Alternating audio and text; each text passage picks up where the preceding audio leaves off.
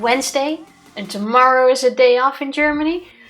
We still work on Friday, so it's not a long weekend, but still it's like a short week and it's great. How's everyone doing today? It feels a little bit like a vacation. I know, right? But also It's not. so nice. Yes. Plus, it's just nice to only work 4 days in a week. Oh, 4 days is perfect. I'm very jealous of everybody that also has the Friday off, because when they get a 4-day weekend, all I'm hearing is long stream. I don't know about that. We'll see.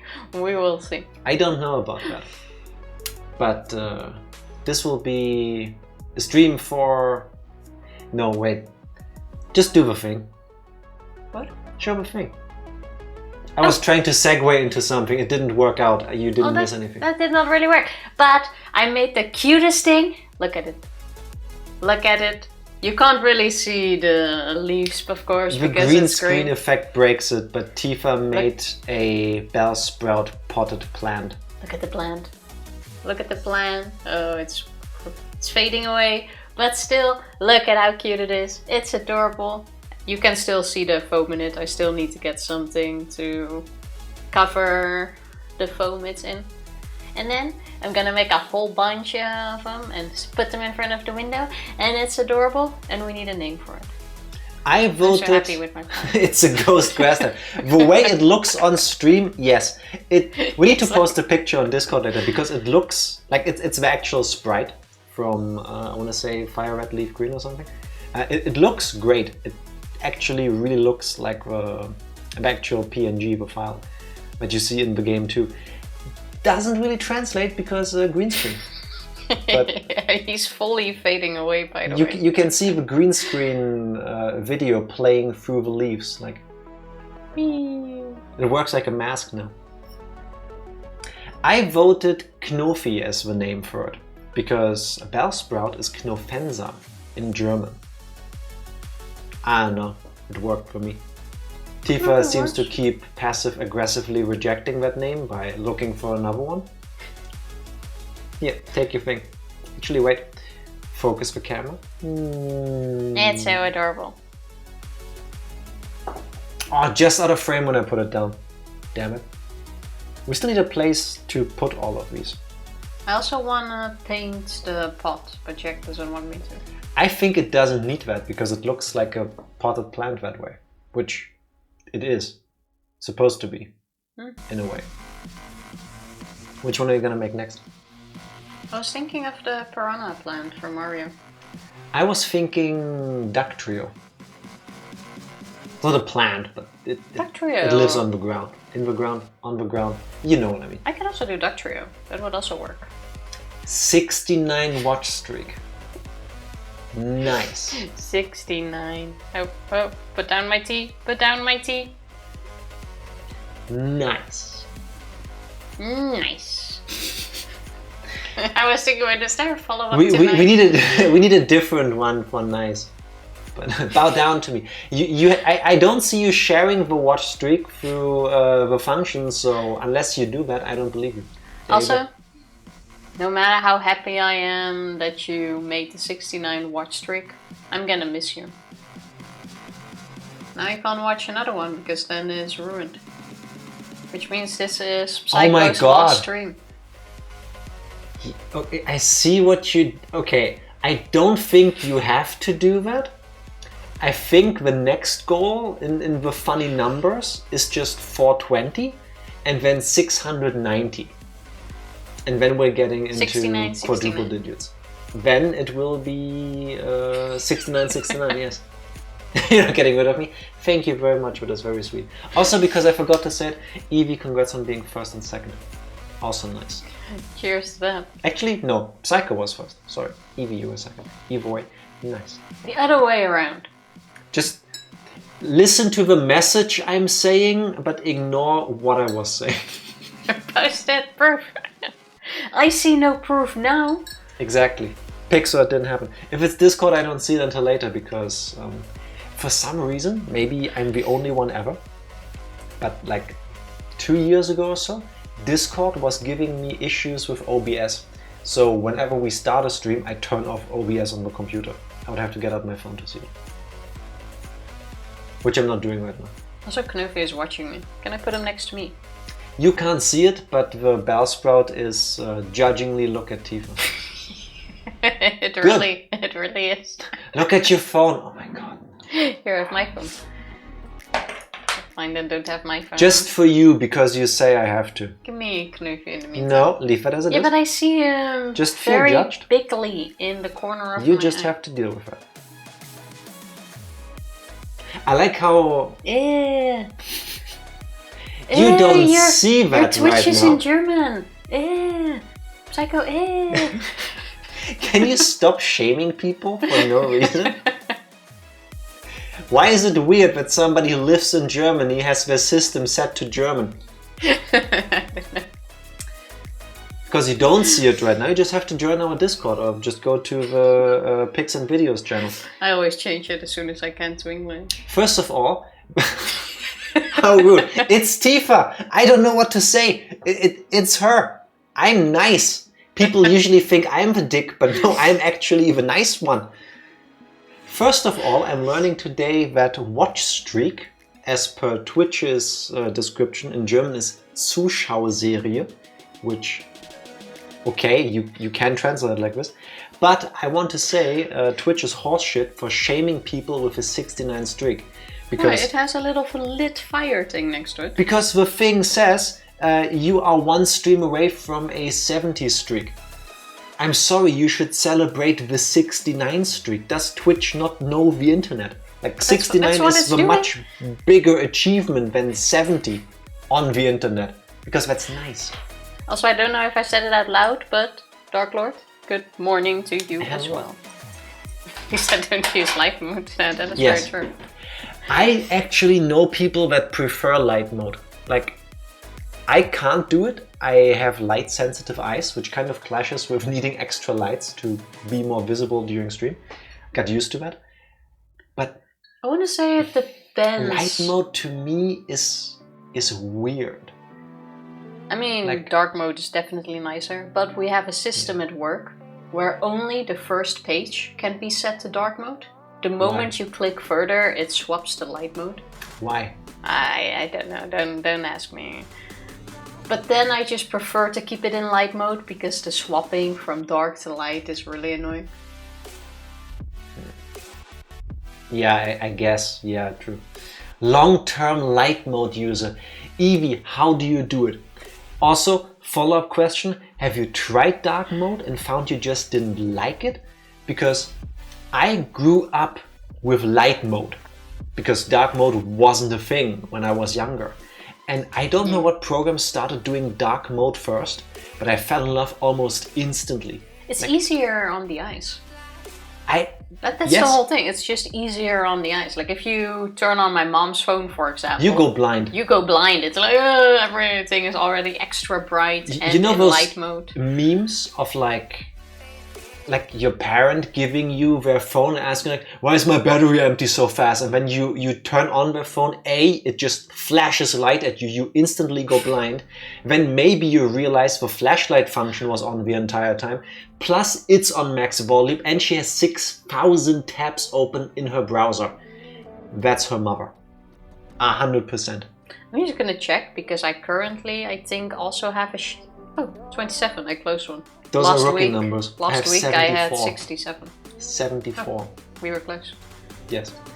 But I don't know. The first time I used dark mode, I was like, meh, it's not really a difference. And then after I just kept it on, and after a while I changed back to light mode, and then like it hurt me.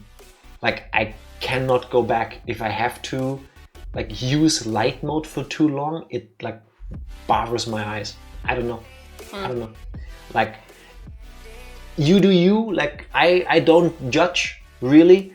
I find light mode straining on my eyes, but Especially at night when you lay in bed. yeah, if I could change every system ever to dark mode, I would.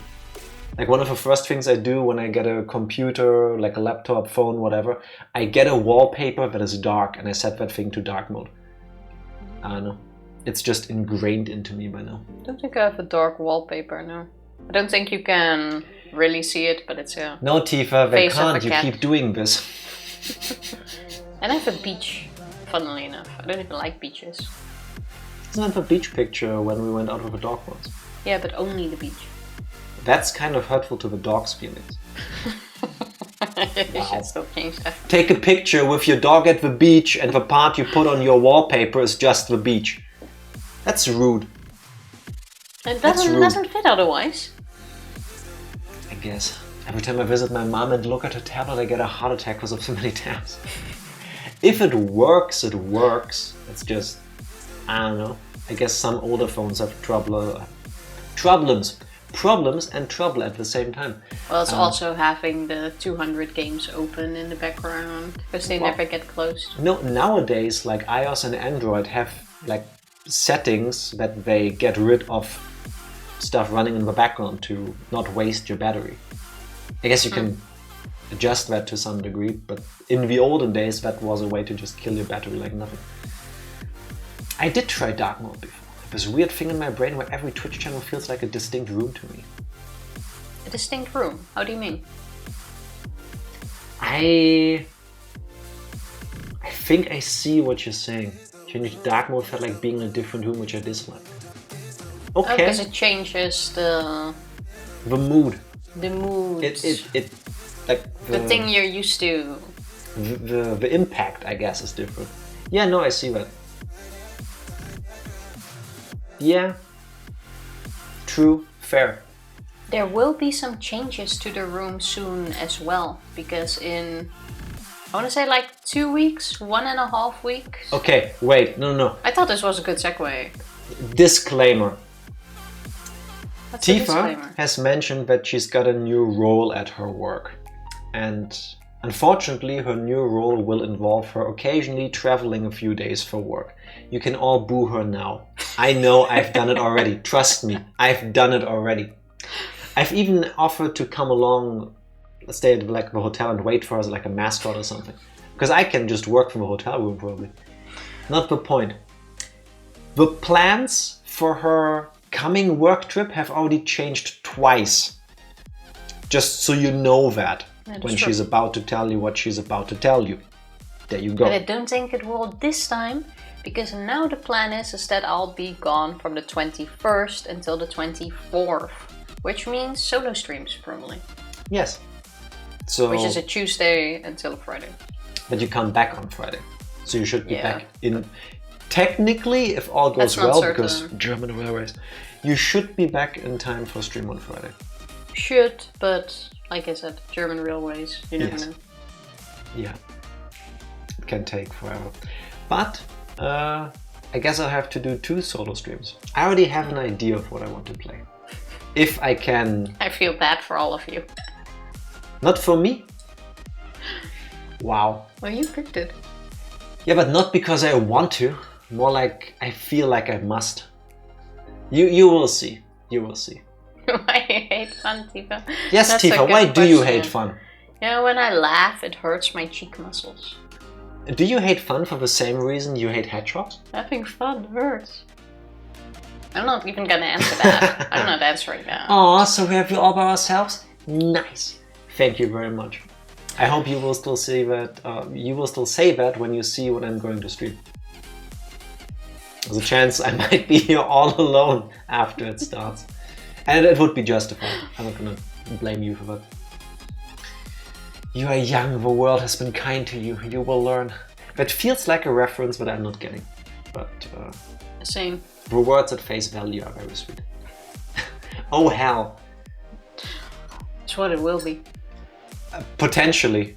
I can tell you that this is the last teaser, I swear, I promise. The game I'm currently considering playing when we're all alone because Tifa abandons us. I've played it before because I felt like I had to for reasons that I will go into then.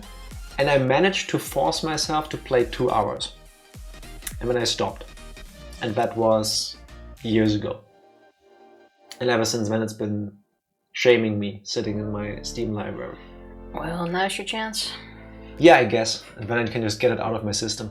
Like purging it from my veins. That would be nice. Speaking of purging from your veins, I do wonder if we get to finish the game today.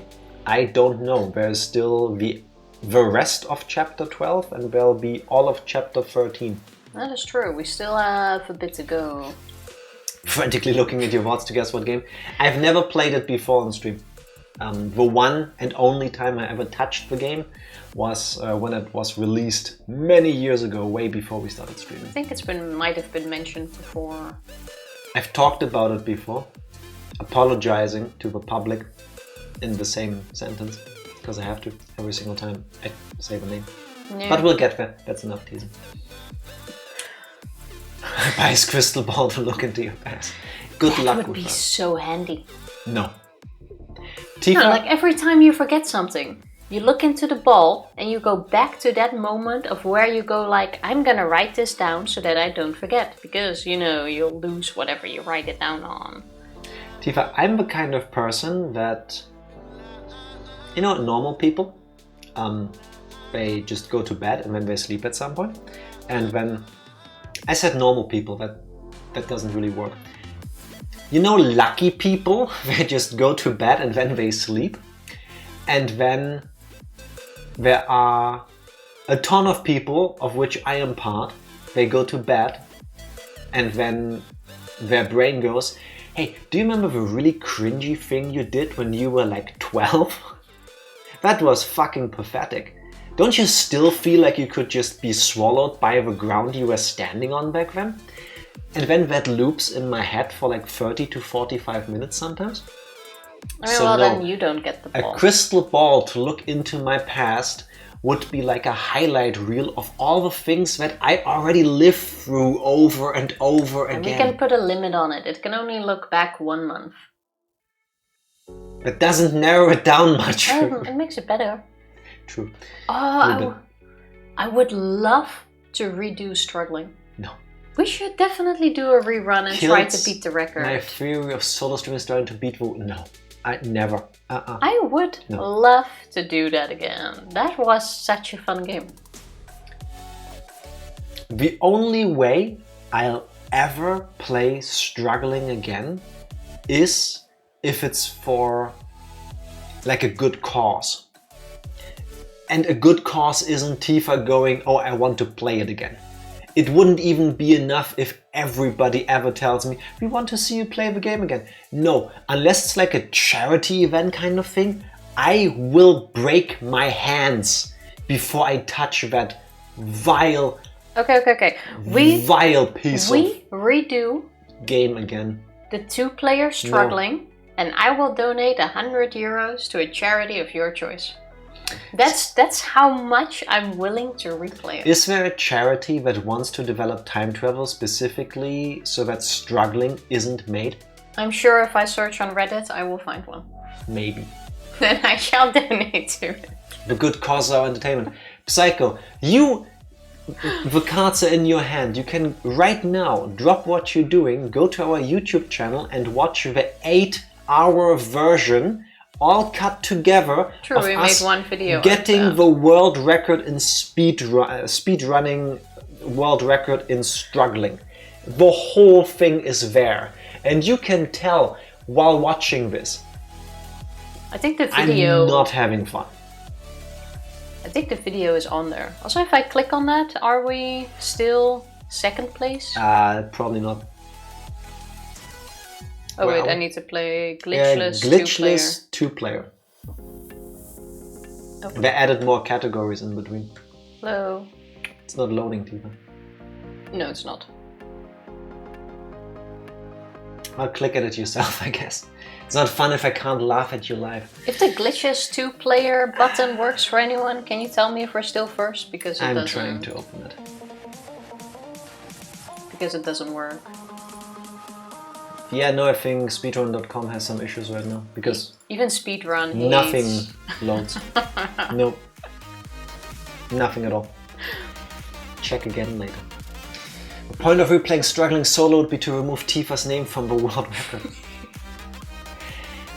That wouldn't work because it's a different category. It's a different category. There is single player and there's 2-player co-op. So unless I delete the record, which I could, I submitted it, that wouldn't work.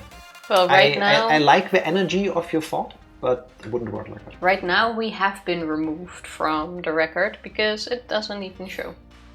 The page just isn't working right now. Yeah. It's run by volunteers. Cut them some slack. You play both controllers at once, Jack. Oh, like that. Yeah, easy. You can also play on the keyboard, I believe. I think I played on controller and you did we keyboard. both Could that played be? on gamepads. Okay. Fair point. I would still have to... I don't know how speedrun.com works if one person submits multiple entries. I've never done that. Potentially that would be a way to remove Tifa from it, but I'd rather be on there with you than be on there without you. I think it was a great game. You know what is a great game? Higurashi. Specifically when you struggle. He's giving us a recap. Tifa, what happened the last time we played Higurashi when they cried Chapter 1 Onikakushi episode 12?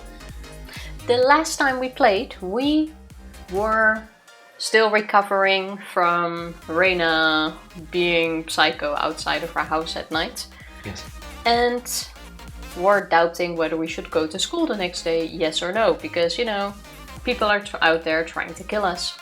We decided we can't possibly skip school. Our parents will probably find out about it as well, who are currently in Tokyo. So we decided to actually go and went early again to practice our swings.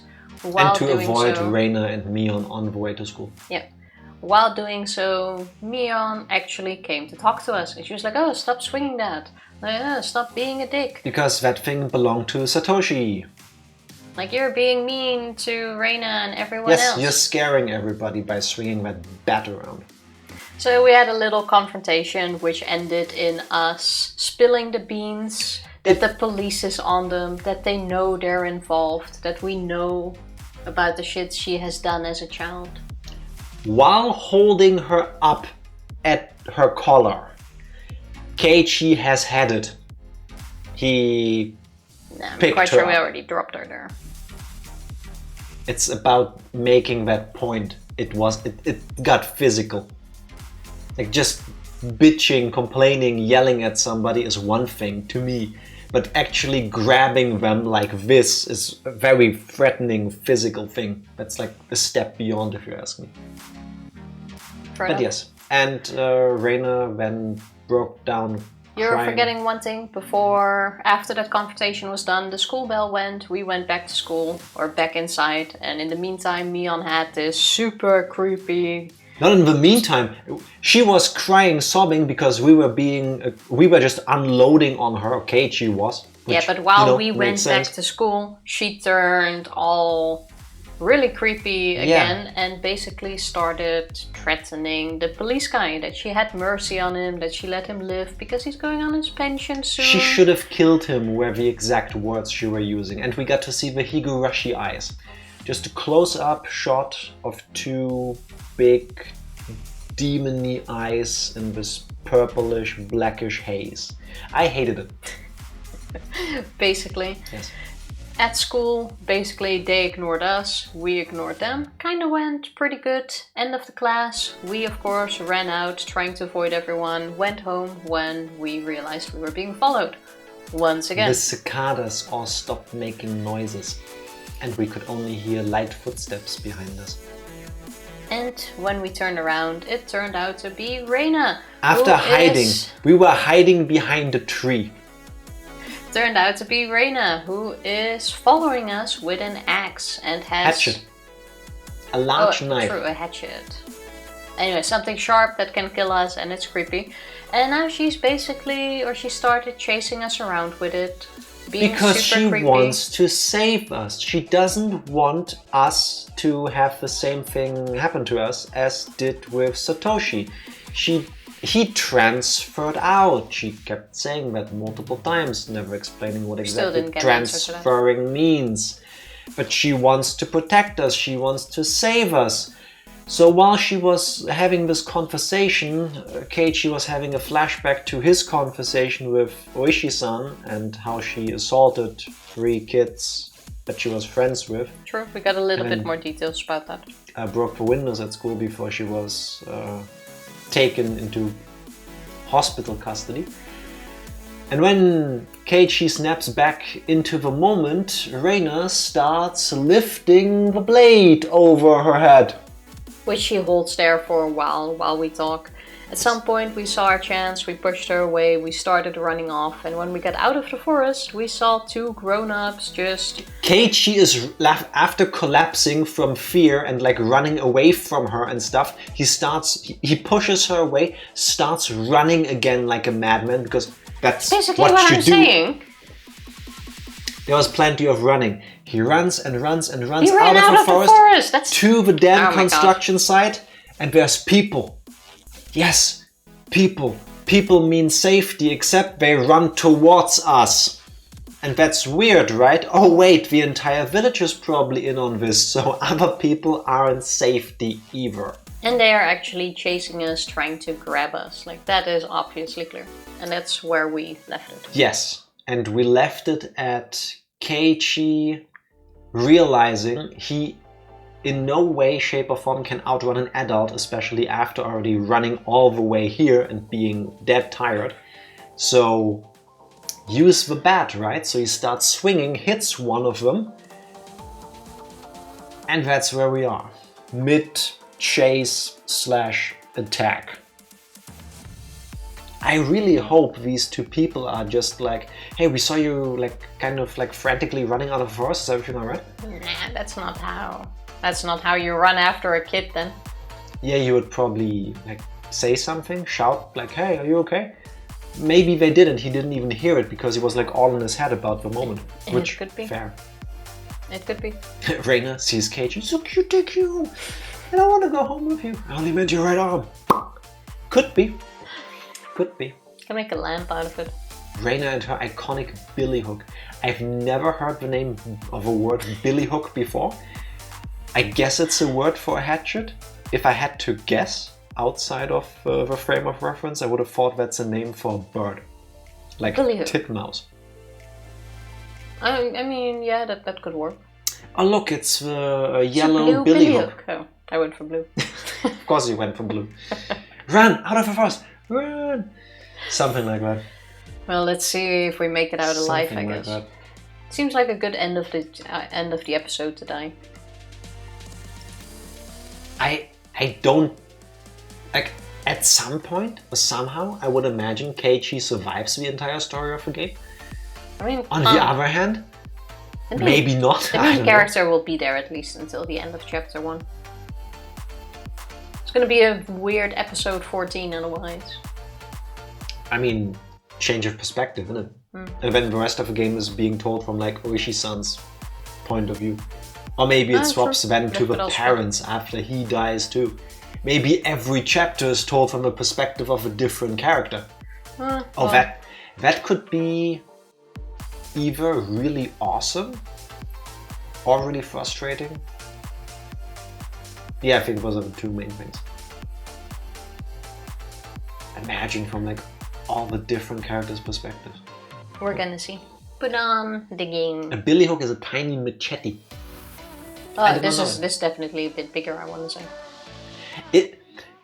Reina was very much like the only thing missing was the headpiece. Otherwise, it looked like she could have done the pyramid head thing.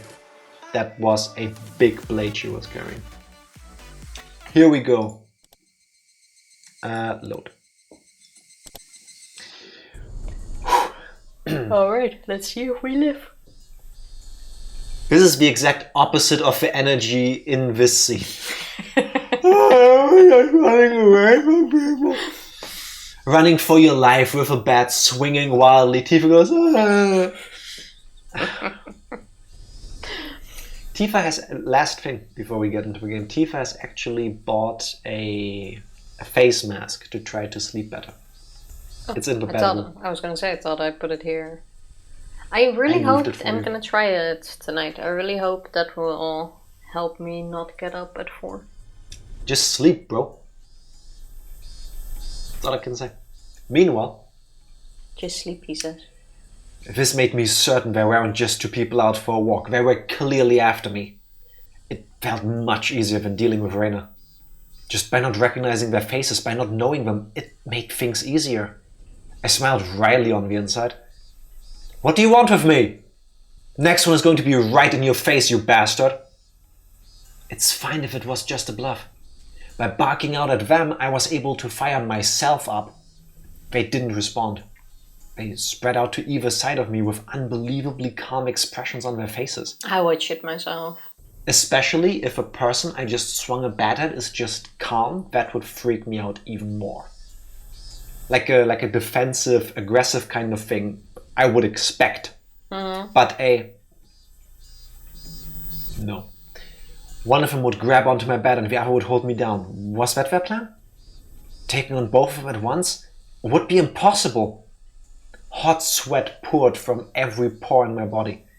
And I just have to settle with the first move. I'd step in and strike the first one down. Narrowing my target down to the man on the right who had already been knocked down before I stepped in and swung with all my might. There was no way for an unarmed person to guard against it. It would cause immense damage. If I blocked it with their arm, their bone would snap like a twig. If I turned their back to it, then it was possible that the blow would travel all the way to their vital organs. I don't think it works like that, but it looked like he was aware of this. He pushed farther through the kill zone between us and delivered a fist right into my gut. Not good.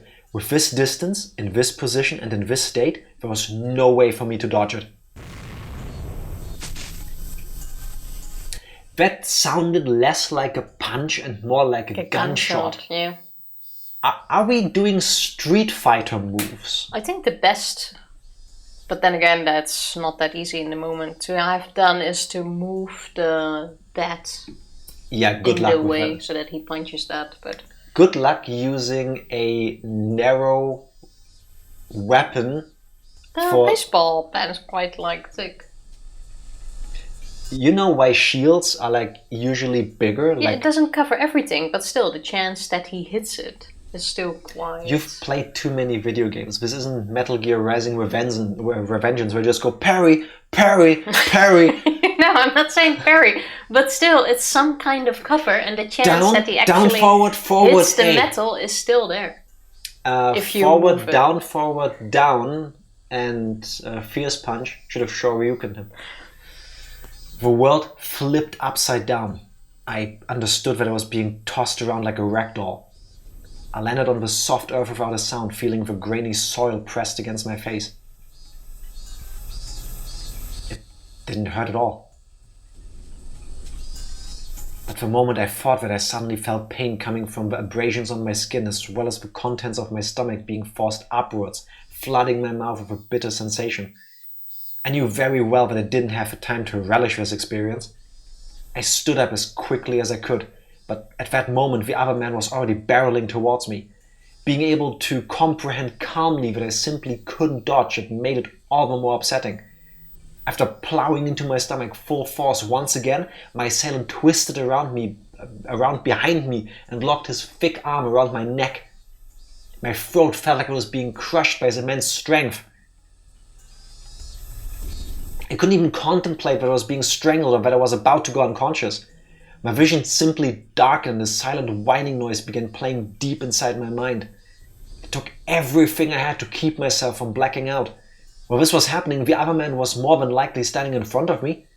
I wasn't able to open my eyes, but I could feel that he was there. There was nothing I could do now. Unable to shake his arm off of me, I couldn't run. I couldn't fight back. Dire straits, I couldn't even come up with a phrase that adequately described my situation.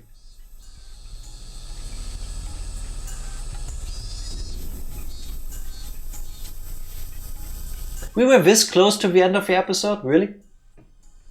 Damn it. Oh, it's okay. So where do we wake up?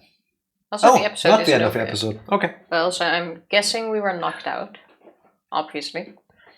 This is the first thing you see when you realize you are naked and on a table and when you realize there's a burning, hot sensation all through your middle body, when you look down and when you realize they stole your organs. No? No. I'm sorry, if dismembering people, making people dead and disappear is a thing here, then organ removal isn't too far off. At least make some money on the side. No? Well, I guess. But no. Also, there's music. Very calming. This seems too calm. A familiar ceiling. But we're safe. The smell of a bed and pillows. I knew them well. Was this my room? Normally there wouldn't be anyone in my room besides me, but their presence made me spring wide awake. When I did that, pain shot throughout my entire body. Oh, you suddenly ran out of the forest and slid down on one of these hills, injured yourself and knocked yourself out. So I brought you home. Is what it's gonna be. She turned the other two guys into mincemeat with a big knife. Feeling alright? I think you'd better just lie down for a bit. Why was Reina in my room? Blood began to surge through my muscles and my capillaries. But Reina's smile belonged to a Reina I knew well. I knew I shouldn't let myself feel this way, but I relaxed thinking that this version of Reina was safe. Why am I... Don't you remember? After losing consciousness? Nothing at all. My body had become more lethargic than I could ever have imagined. I guess that would have to be expected. That would have to be the expected outcome after exerting everything I had back there. I tried to at least clear my head, but I just couldn't shake the sluggish feeling out of my mind. I called the doctor. He should be here soon. I think you'd better just lie down until then. I wasn't injured seriously enough to merit calling a doctor, but knowing that someone impartial was coming was slightly reassuring. Why am I here? I'm sure I was at the dam site. That's what I want to know. What happened? When I got there, Keiichi-kun was already passed out. What the fuck? I don't think she knows how she is in her other state or even remembers. Yeah, I That's why she acts like this, because to either her... she's acting or the different versions of Reina don't share memories. Alright. Unlike Mion, I don't think she remembers. But who were the two people? You're not gonna find out right now. Keiichi, before the previous day even started, gave himself this whole pep talk of like, I need to look at every car, I need to memorize their license plates, and I need to look at everybody's clothes and their faces, I need to memorize things. What if there's just nothing wrong with Reina, Mion, and the others though, and it's Keiichi that is the mad one? Also and possible. Hallucinating everything Also and just possible. perceiving these things as it is. Yeah, also possible. I would hate that, but also possible. But he has this whole plan. I think it's a Mike Tyson quote. Everybody has a plan until they get punched in the face. Like, even if you are aware of all the things you should be doing in these situations, like the moment he was there and two people seemingly attacked him, like all the good advice he gave himself was just out of the window. It was all like survival. Yeah. Which, I get it. But it would be nice if we saw what happened. That's why I'm the one who wants to know. I was attacked by two weirdos. As I talked about it, I finally remembered what happened right before I passed out. Recalling that memory and the terror that went along with it caused the fogginess around my head to clear right up. Let's forget about those two for now. I didn't expect Reina to be nursing me. I thought Reina was trying to kill me. She would have had the perfect chance while I was unconscious. Not only did she not kill me, she had nursed me back to health. Amazing you could drag me all the way back here. Wasn't I heavy? Looking at Reina's delicate frame, it was hard to believe that she had not only gotten me back home, but even dragged me all the way up to the second floor. Did she have some help? Don't you remember, Keiichi-kun? Reina appeared a bit surprised, but still kept her smile. I only propped you up on my shoulder. You said you could walk on your own, and that you were fine. You don't remember? I didn't remember. My memory was fuzzy after the point where I lost consciousness. What about those two? Huh? You were all alone. When you got there, Reina, the ones with me, or rather, those two guys. There wasn't anyone. Can't reason with your primal fears. Yes, exactly. They genuinely don't listen to reason. At that point, you aren't even capable of reasoning with them. Yeah. The two people that punched and choke-held Keiichi, they were in front of him, right? He could see them coming towards him after he had left the forest. Yeah. Okay. Because I was thinking one of them could have been Reina. Nah, he saw them coming. But he right saw at them coming him. towards him. And that's when he started running, because they realized they were starting to run at him. Unless she teleported around him, there's no way she would have been like after him and been in front of him suddenly. She said it bluntly. The way she stated it felt slightly unpleasant. I was just too timid at that time. I might have been able to force some answers out of Reina. But if I did that, then this kind Reina might transform into the scary Reina who I didn't know. Fearing that, I didn't press any further. Thinking about it, it was the obvious choice. If both of those men were there, I don't think Reina would have even stood a chance. I couldn't find a way to explain it unless I assumed she brought me here after those two were already gone. I like how he doesn't even think of them all being in the same sort of league. Well, he did while he was running from them. Yeah, but not now, right at now. this moment, not anymore. Reina was still smiling. Her eyes sparkled warmly. Yet, I felt like I was hallucinating when I saw something akin to a shadow slowly creeping across her face.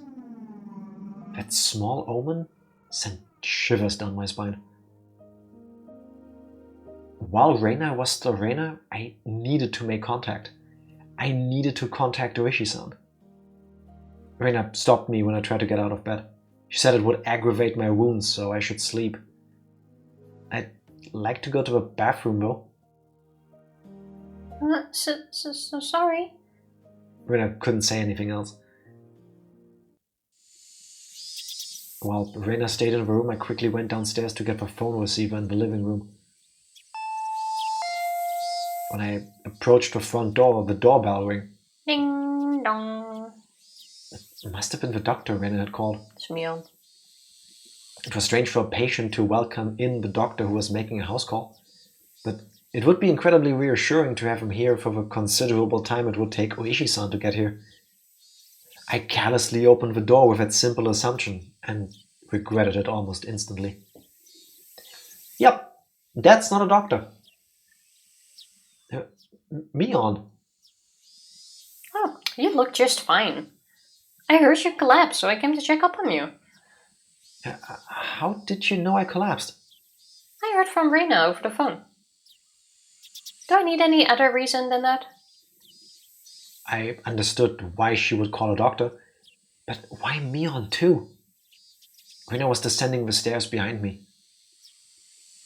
Reina, doesn't Kei-chan look pretty alright? Sheesh, you made me worry for nothing.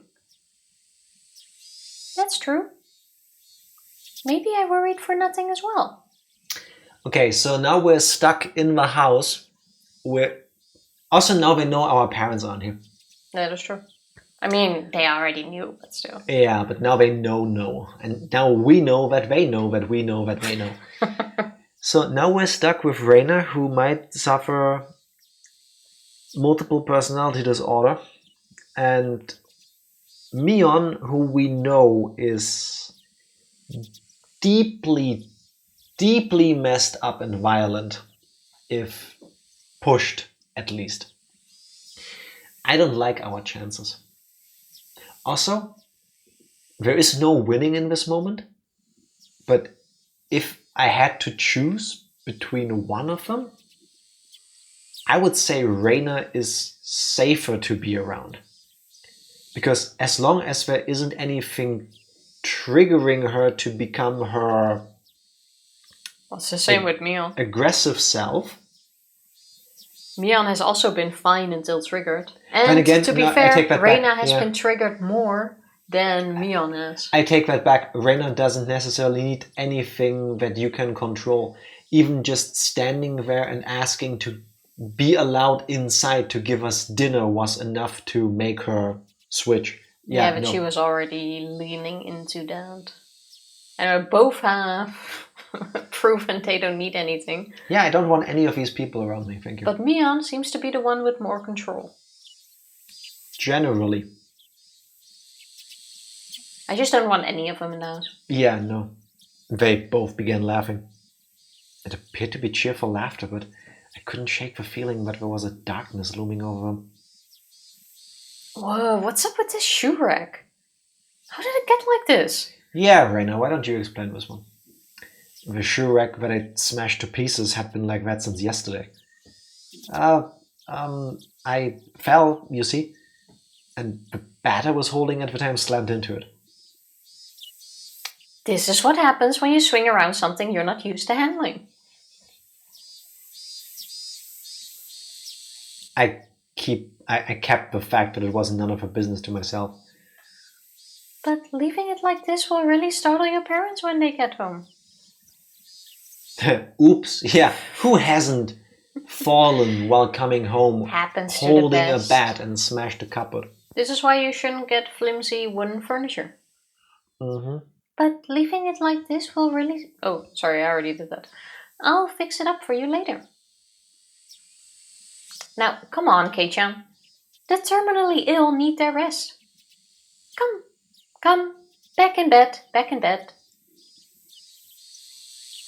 Failing the dexterity check. Yes, but somehow nailing the strength one. Both of them urged me up the stairs. I had no chance to call ooishi-san. 2 out of 5 stars. Looks nice, cannot handle bats. I was pushed into my bed.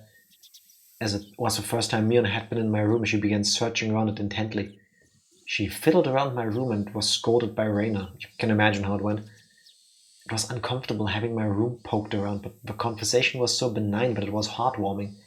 Our lock better still be behind the clock. Or maybe they're looking for things you were ratting them out with. During that innocent conversation, Mion said something as though it was perfectly ordinary. Reina? Did you call the director? Yep. Right after I called Michan. He said he'd be right over. Director? That out-of-place word gave me a bad feeling. Reina called a doctor, then called Mion. And after that she called a director? Who was this director? Since Reina and Mion's conversation was so peaceful, it only felt slightly odd. What are you two talking about? Who's this director?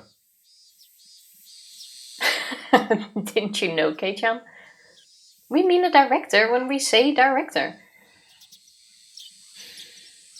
If somebody asks you what something means and you just repeat the word, it doesn't help. Like the director of a movie. Or like a foreman of a construction site. A foreman of a construction site, you say.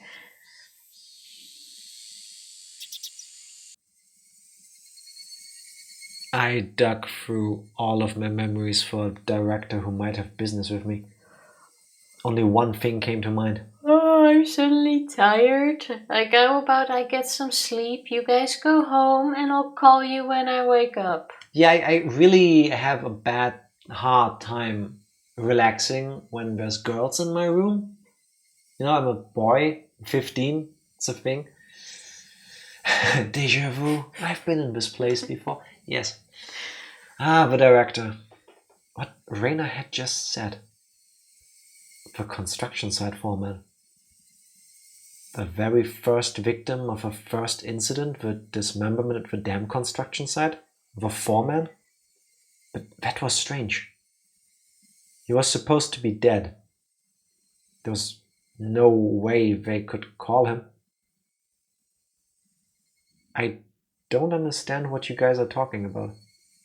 What does that director have to do with me? You said he was coming. Did you mean to my house? I swear, if we suddenly get the Higurashi look on both of their faces, and then it cuts to black, and that's the end of the episode. Well, good thing you can go right into the next episode after that. I asked one obvious question after another, but all the two of them did was smile coolly at each other. There was a huge difference between how the two of them appeared and how my suspicions were playing out.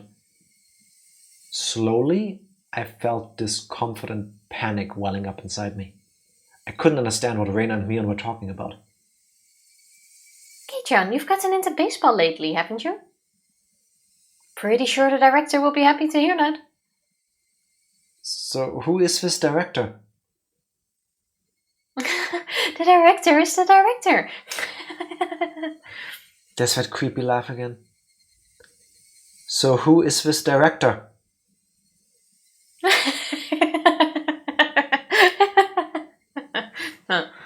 This is the moment. If this happened to me at this point in my life, I would get up, I would walk out on the street, and I would walk straight to the next hospital and have myself checked in. Either these two are weird and I need safety, or my brain is not braining anymore. Doctor, my brain isn't braining. This is the last thing you realize you're witnessing as you're being stabbed to death by cult members. Reina and Mion looked at each other and laughed haughtily. That disturbing cackle unpleasantly resounded around me. Can I? No.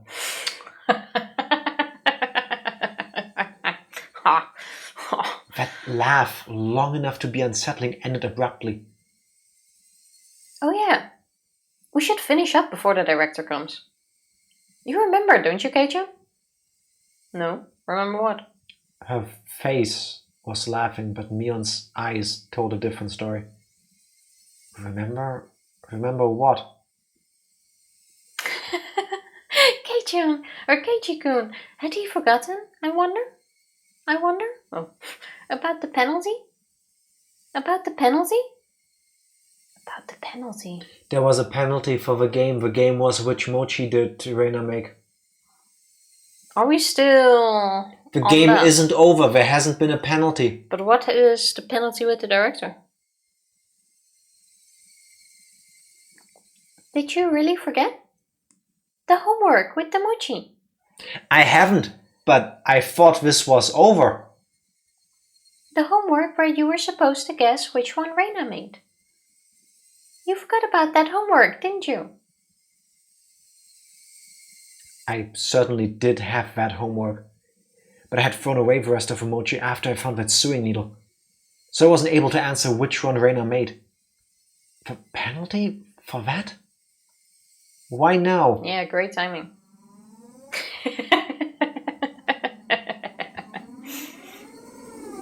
No doubt my question was written all over my face. The answer to my question was the dry laughter. I could no longer make heads or tails of anything. I began to think that this entire day was somehow insane, strange, incomprehensible. Being chased by Reina, attacked by strange men, the penalty Mion and Reina were talking about.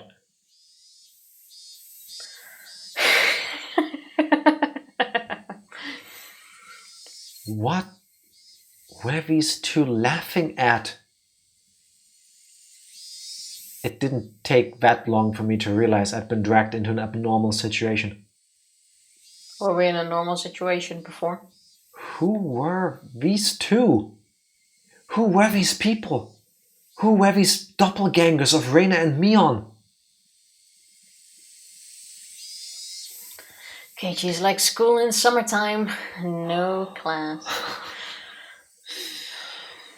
I like that one. That's like that's a very cerebral way of saying it. Reina had gotten behind me at some point. Why was she pinning my arms behind my back? What are you doing? Also, did we still call ooishi-san? No. Don't move. We didn't get a chance. This is your penalty.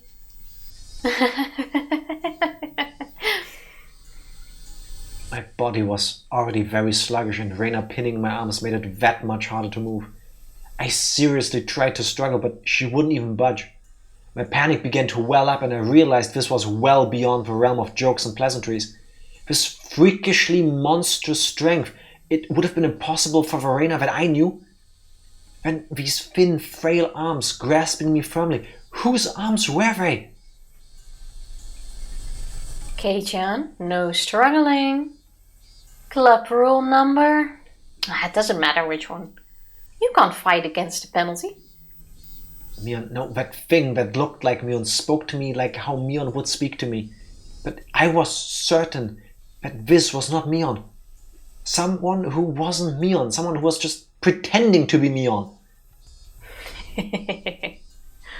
Need to finish this up before the director comes. It's gonna be something lame like drawing on her face again. Mion fished into her pockets and pulled out something bizarre. I could tell what it was just by looking, but for such a thing to be in her pocket, my mind wouldn't accept it. What is that? It was a small syringe. It was a small clear syringe the kind of doctor might use if you went to them with a high fever. Reina held me even tighter. Have they ever used something with... And I could hear that clattering laughter that no longer sounded like laughter blaring into my ear. That eerie laughter, it wasn't something that the Reina I knew could ever produce from her own throat. This thing that was pretending to be Reina, was this their real laugh? Unable to defend myself, the syringe Mion was holding drew closer. And that needle tip was waved in front of my face countless times. Don't worry, don't worry. It won't hurt. It won't hurt. What are you planning on doing? What kind of sick joke is this? What are you saying, Kei-chan? You know exactly what's going on, don't you? About what? I don't understand any of this at all. I know you know. No use playing the fool this late in the game. Stop talking nonsense to try and confuse me. You're going to have done to you what happened to Tomitake-san.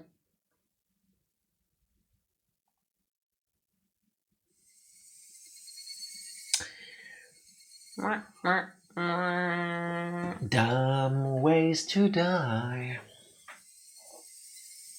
Tack. I'm dead.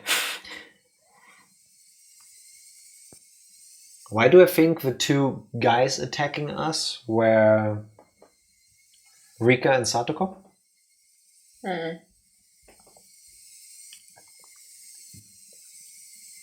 We didn't see them. We did see them. There was no description of them. Yeah, like we didn't see them, but obviously they were two villagers we didn't know, two males. With big, thick arms. If the narration doesn't even give us a description other than I didn't recognize their faces. You had enough of a description. They were two adult men. Big, strong. They were adults. Rika and Satoko are usually confused for large adult men driving a car. Thank you. I appreciate that I'm not the only one. You've gotten plenty of descriptions that made it sure that you could not confuse them with the two. Big, strong arm. You just wanted to be them. Maybe Satoko and Rika always stand rather far away from Keiichi so that he doesn't realize how incredibly muscular they are. Okay, I get it. It was not them. What? The same as Tomitake-san. I didn't really understand what you meant. What did that have to do with this syringe? You're playing dumb, Keiichi-kun. You should have realized it by now. Rena whispered into my ear, laughing as if to admonish me. But even the way she spoke was repulsive beyond compare. Playing dumb. Me? About what? What do you mean the same as Tomitake-san? Are children small or just far away?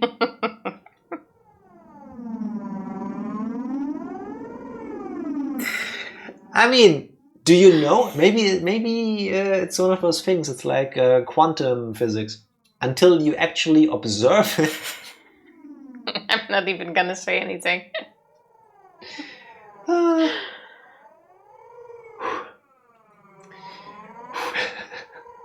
Did somebody say quantum physics?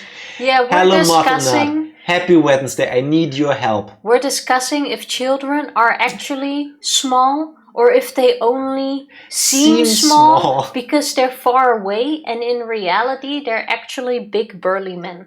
Yes, because Keiichi... So here's the thing. Keiichi got knocked out by 2 adult men. One of them punched him, the other one choked him out. I was saying... Maybe we have a unreliable narrator kind of scene happening because he didn't really explain what they looked like. We didn't get to see them either. So I was thinking, maybe it's Satoko and Rika-chan, you know, the 2 little girls from our class. 2 big burly men. Unreliable narrator is a device used in storytelling. Big, burly. Are they big burly men or do you just stand too close to them?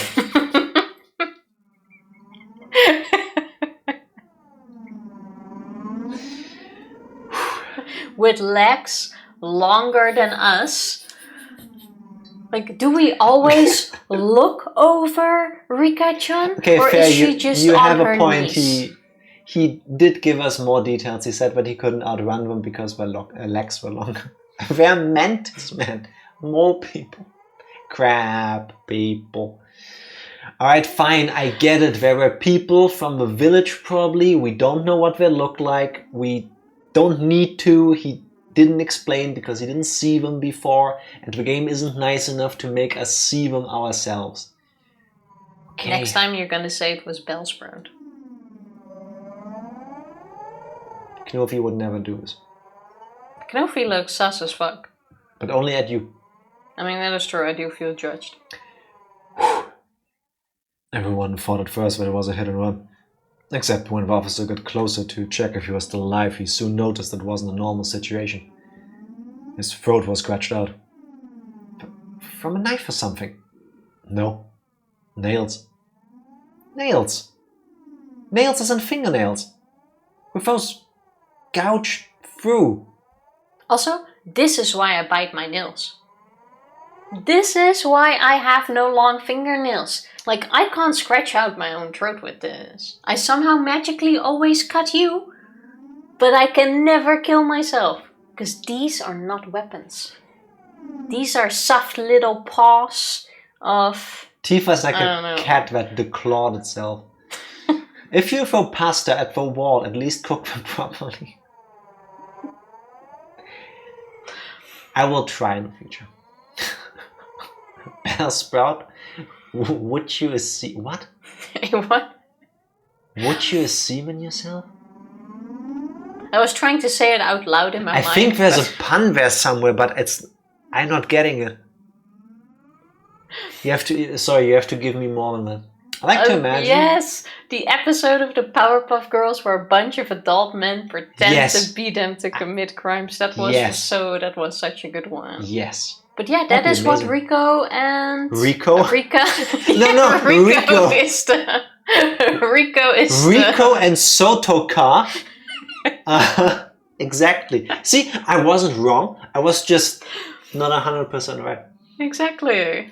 Just cut your nails so you can't gouge your own neck. Yes. Yes, exactly. I saw this coming years ago. That's right. Tomitake-san had clawed out his own throat with his own nails and died. There's no way someone could die like that. So then, for that to happen, we thought drugs were to blame, but nothing of that nature was detected. That's right. The police didn't find any drugs in Tomitake-san's system.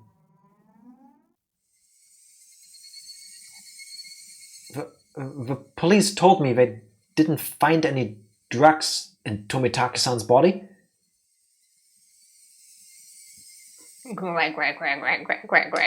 What's Wait, I want to hear this first before I read it myself. It's not a sound, it's their laughter. The two of them laugh together. Okay, because I thought that's Keiichi going wang wang wang wang. There is this, I'm not even sure if it's a meme, but an image of like this frog with like 6 triple chins, and it's like. Yeah, I know which one. It's a GIF. It's a GIF, definitely a GIF. I'm gonna post it on Discord later. It goes like, and then you see the. It's a really big frog. Yes, that is exactly what I imagine here. Okay, then give us your line, please. With the double chin. Makes it better.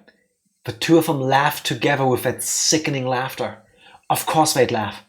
To assume that such medicine didn't exist just because the police didn't know about it was completely foolish. Meaning, the drug caused Tomitake-san to die in such a bizarre manner did exist. If Mion injected this into me, then that would probably be all the proof I needed. That would basically mean I'd end up the same as Tomitake-san. Become hysterical, scratching out my throat in my last moments, then die? For such an outrageous drug to exist, for Mion to be holding it, and that I was about to be injected with it. At that moment, I did not feel there was any need whatsoever to question it. What kind of idiot, when he's trying to dodge a ball flying straight to his face, has time to think of a reason as to why it's flying at him? Just give up. Alright then. Mion's actions lacked any gravitas, and that made it even more terrifying. There was none of a ceremony like when someone is sentenced to death. There was no hesitation at all, as if she was brushing her teeth. Mion reached out with one hand and grabbed onto my chest. It felt like electricity had run through the back of my head and the entire world had gone dark. Did I stand up too fast? Or did someone hit me really hard on the back of my head? Having lost my sense of balance, I was assaulted by a wave of dizziness.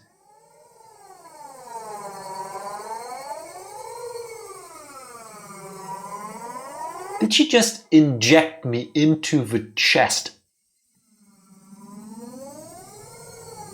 That's a good end of the episode. I see teeth as worse in the memes. Yeah, but you know Sometimes. exactly which one I mean, right? It was Mikey, Mion's adult man-sona. Nope. Oh. Chapter's still going. Oh, episode. I squatted down for a bit. When I came back to my senses, my entire room had changed drastically. The numbness in my head was gone, and slowly I could tell blood was flowing to my extremities again. How long had I been squatting here? How many minutes? Or has it been hours? It was almost as if the hands on the clock had stopped moving the entire time my eyes were closed. That's how little time had passed. Really? The air in the room wasn't filled with that madness from before, only a dull silence. Reina wasn't there pinning my arms, and Mion wasn't there about to inject me with a needle. Huh. Remember the shot when we were on our bed looking up and we were like, where were we? The sides of the wall were white, now they're yellow.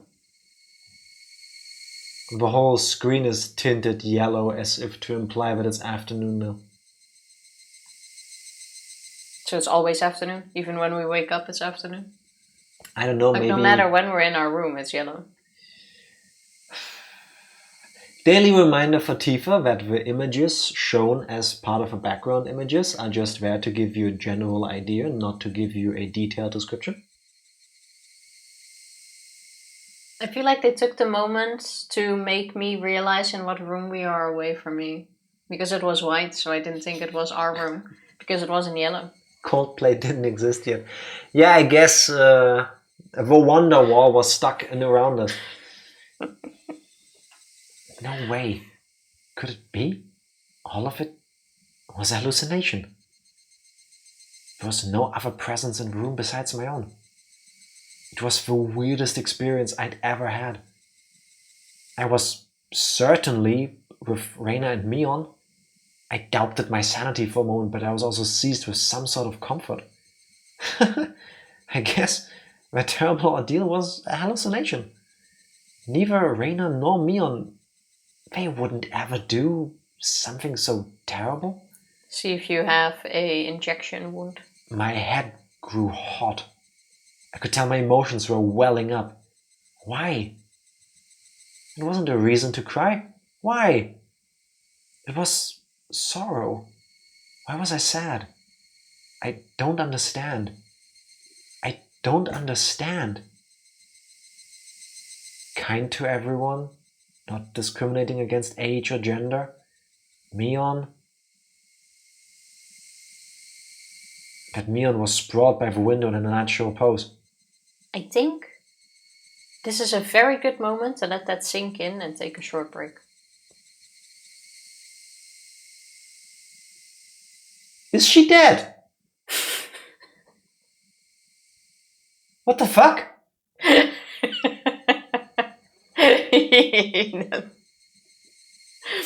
Did you... What the fuck? We don't know if she... Well, unnatural pose, you could definitely see that as dead. Press the button then if you want to go for a break now. Okay, no, we can keep going. It's okay. Abandoned. You should have done that already. I do kinda. Someone dies, Tifa. Yeah. I was actually trying to start the break a bit earlier, but we can go on for a bit. I can still be fine. Tifa sees blood and she needs a snack sometime. It makes me hungry. They're probably unrelated, hopefully. So, is she dead? You didn't miss anything. We were knocked out. We woke up. No, we were not knocked out. We were drugged. There's a difference. Well, knocked out as in the sense that we don't remember anything. Blood stained her deep red from her head down to her chest. The bright crimson smeared on the walls. That splatter had undoubtedly come from Mion. She always had that bright smile and was kind to me from the day I transferred. Reina. That same Reina was slumped at my feet and was making the same pool of blood as Mion. I'm not a screamer, but I think this might be the moment where I start screaming. I couldn't comprehend what had happened. Did someone come to save me? And they beat those two down with this metal bat. I finally noticed the weight in my right hand. How long had it been there? It was Satoshi's metal bat. It was covered in a deep red. There was no doubt that this was the weapon used to mutilate both of them. And I was holding that weapon. I was the only person in the house. Nope. What? Looking at this objectively, I couldn't think of anyone other than myself who could have done it. I did this. That's right. Keiichi Maebara. Of course I did it. I told myself gently, as if coaxing myself. Hey, me? There's no reason for you to remember it, nor is there any need to regret it. Eat or be eaten. You get that, don't you? But the blood, there's so much. Neither Reina nor Mion had moved an inch. It wasn't just a split forehead and a trickle of blood, nothing that simple.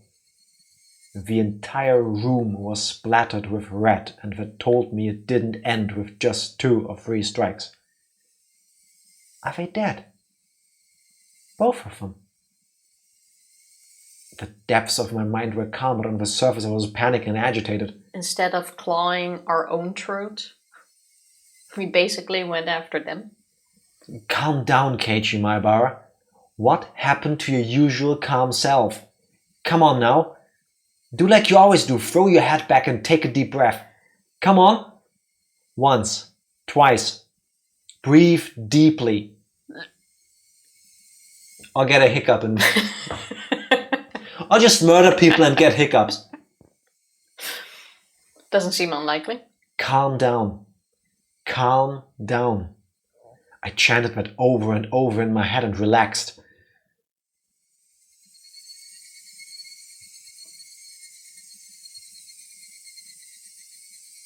Color came back to my vision and smells reinfused the air. At the same time, I remembered what happened when I blacked out.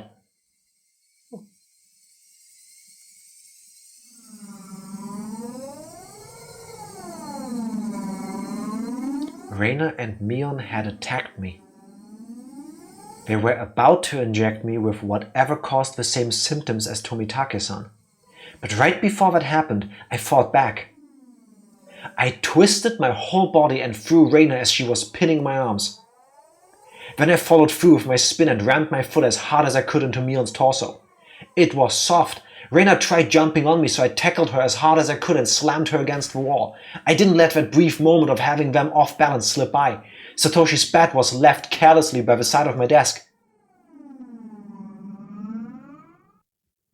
I hope he left that syringe intact. Weep. At that moment, everything went pitch black. There's nothing recorded past this point in the videotape of my mind. No, that wasn't right. It wasn't that there was nothing recorded. It was recorded just fine. Just the other me inside myself had told me to not look and had turned off the TV. Just because the screen had gone black and I couldn't see it, didn't mean that the videotape within me hadn't recorded it. The TV was just off. The video was still playing. The tape within me, creaking along, still playing. The other hand of that pitch black screen, that horrifying video was still playing on. It's a nice touch. Compared to this though, the scene right before my eyes, was still so difficult to take in. There was blood splattered everywhere on the walls, the 2 of them in these unnatural poses. Not a sign of movement from them. I couldn't even tell if they were breathing. No matter what the circumstances were, my friends, these girls, I had attacked them. I may have even killed them. But if I hadn't done this, I would have been the one done for.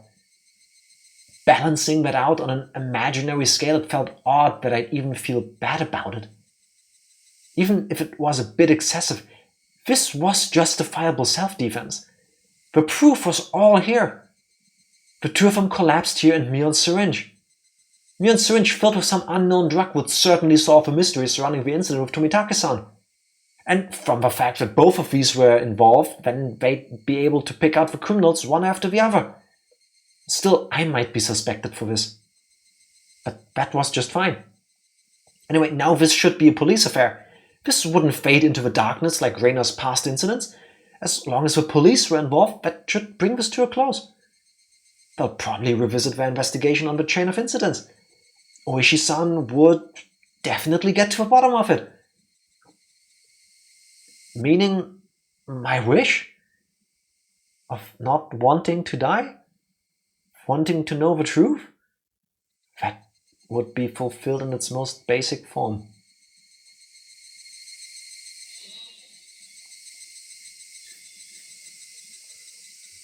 Didn't see that coming. No, I did not.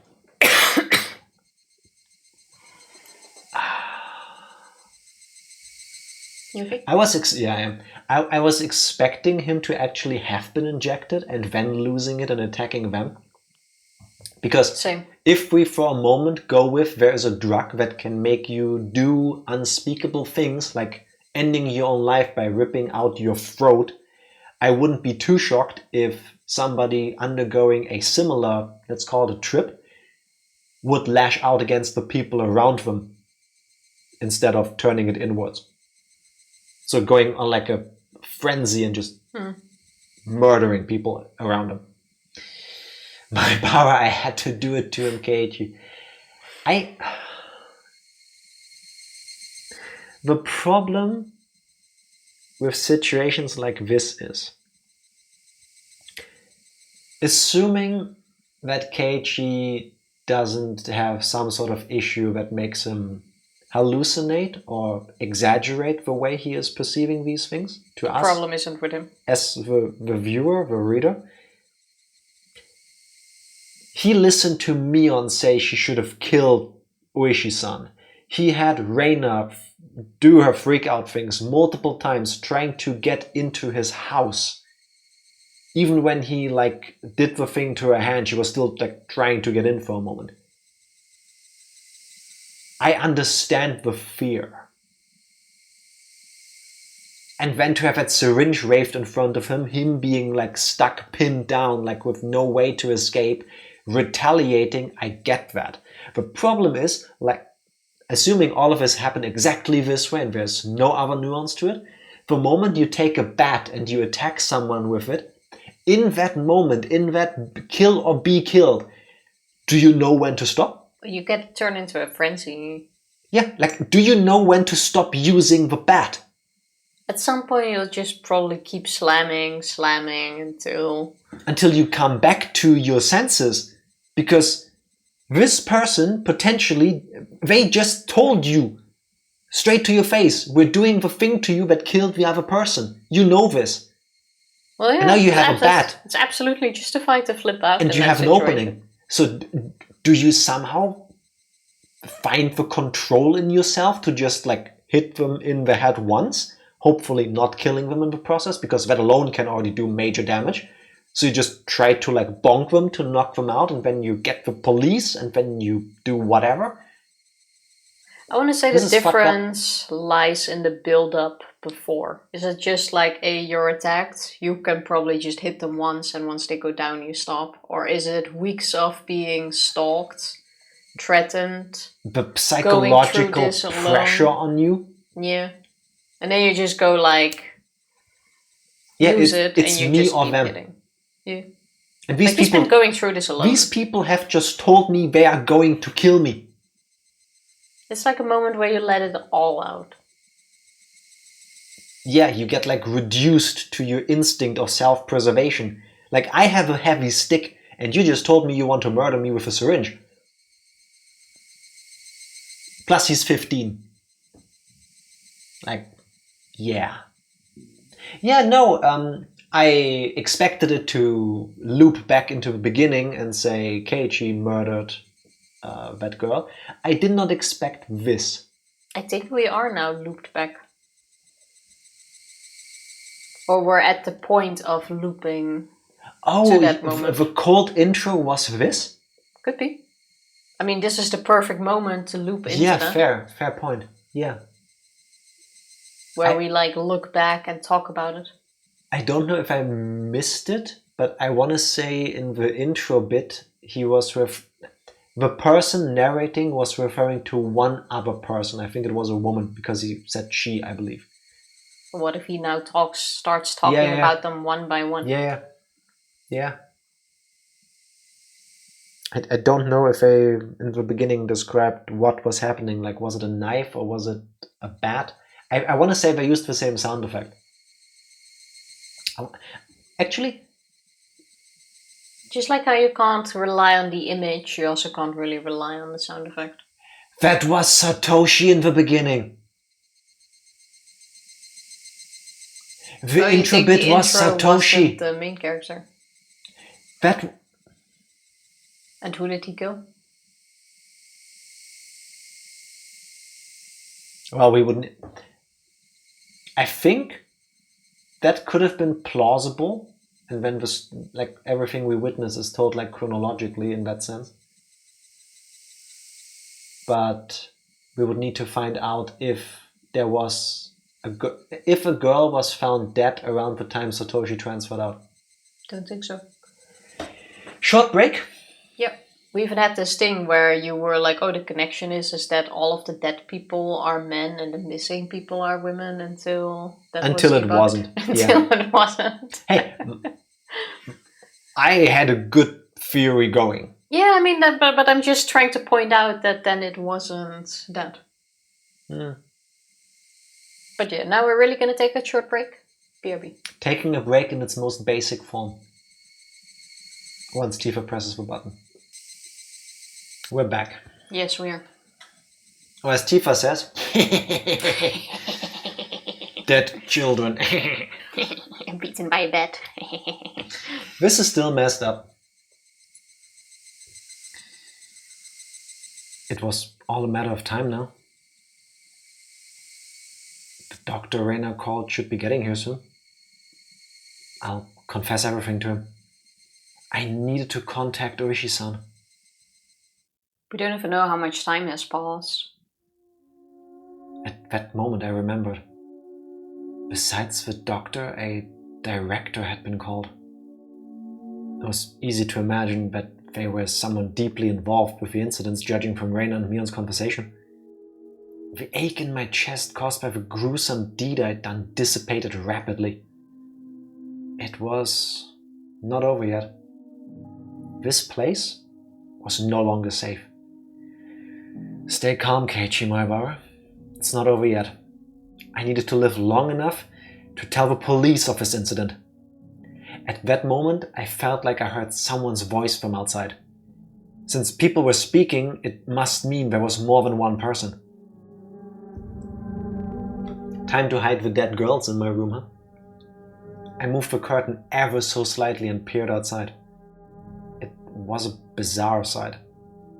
About 4 or 5 grown men were all gathered at the gate. They very much resembled the 2 men who had assaulted me at the dam site today. Those 2 might even be among them. There was one person there wearing a white coat, but he didn't look like a doctor at all. My gut told me he was in disguise, only posing as a doctor. That guy would probably ring the bell and get me to open the front door. Pretend to be a doctor and get me to open the door. And then the rest of them would all rush in at once. At that moment I saw the car parked behind the man and my heart nearly skipped a beat. It's the van that almost killed us. The white van. No mistaking it. That van, the one that had tried to run me down? The man in the white coat entered the gate and headed towards the front door. Get to the phone. The rest of the men hid in the bushes and watched him. I don't think they have candy. Hey, wanna pet my dog? I probably couldn't pretend I wasn't home. Undoubtedly they'd just break the window and enter. I needed to get out of here somehow. Then use a public phone to contact ooishi-san. Then meet up somewhere. First of all, I need a weapon. Then shoes. But before all of that, there was one thing I had to do. I had no intention of dying. I'd live and reveal the truth about this nonsensical curse of Oyashiro-sama. But what would happen from here on, regardless of how determined I was, may bring about my demise. And that was why. There was one thing more important than getting out of here right now. Writing it down. I need to get that clock out quickly and take down the note hidden behind it. Damn it! The tape was sticking to it fast. It'd be fine if it was torn a little. I opened up the slightly torn note and began writing another passage with a ballpoint pen. If I wasn't able to inform ooishi-san, then the only thing I could rely on was this note. Can we not call and write at the same time? No. He still has both hands. But the phone is downstairs. No, Tifa, the phone is downstairs. I'd never thought a piece of torn college-ruled notebook paper could be this reliable before. I had no time. I'd only write what I knew right now. I needed to leave some sort of information that would lead them to uncover the truth.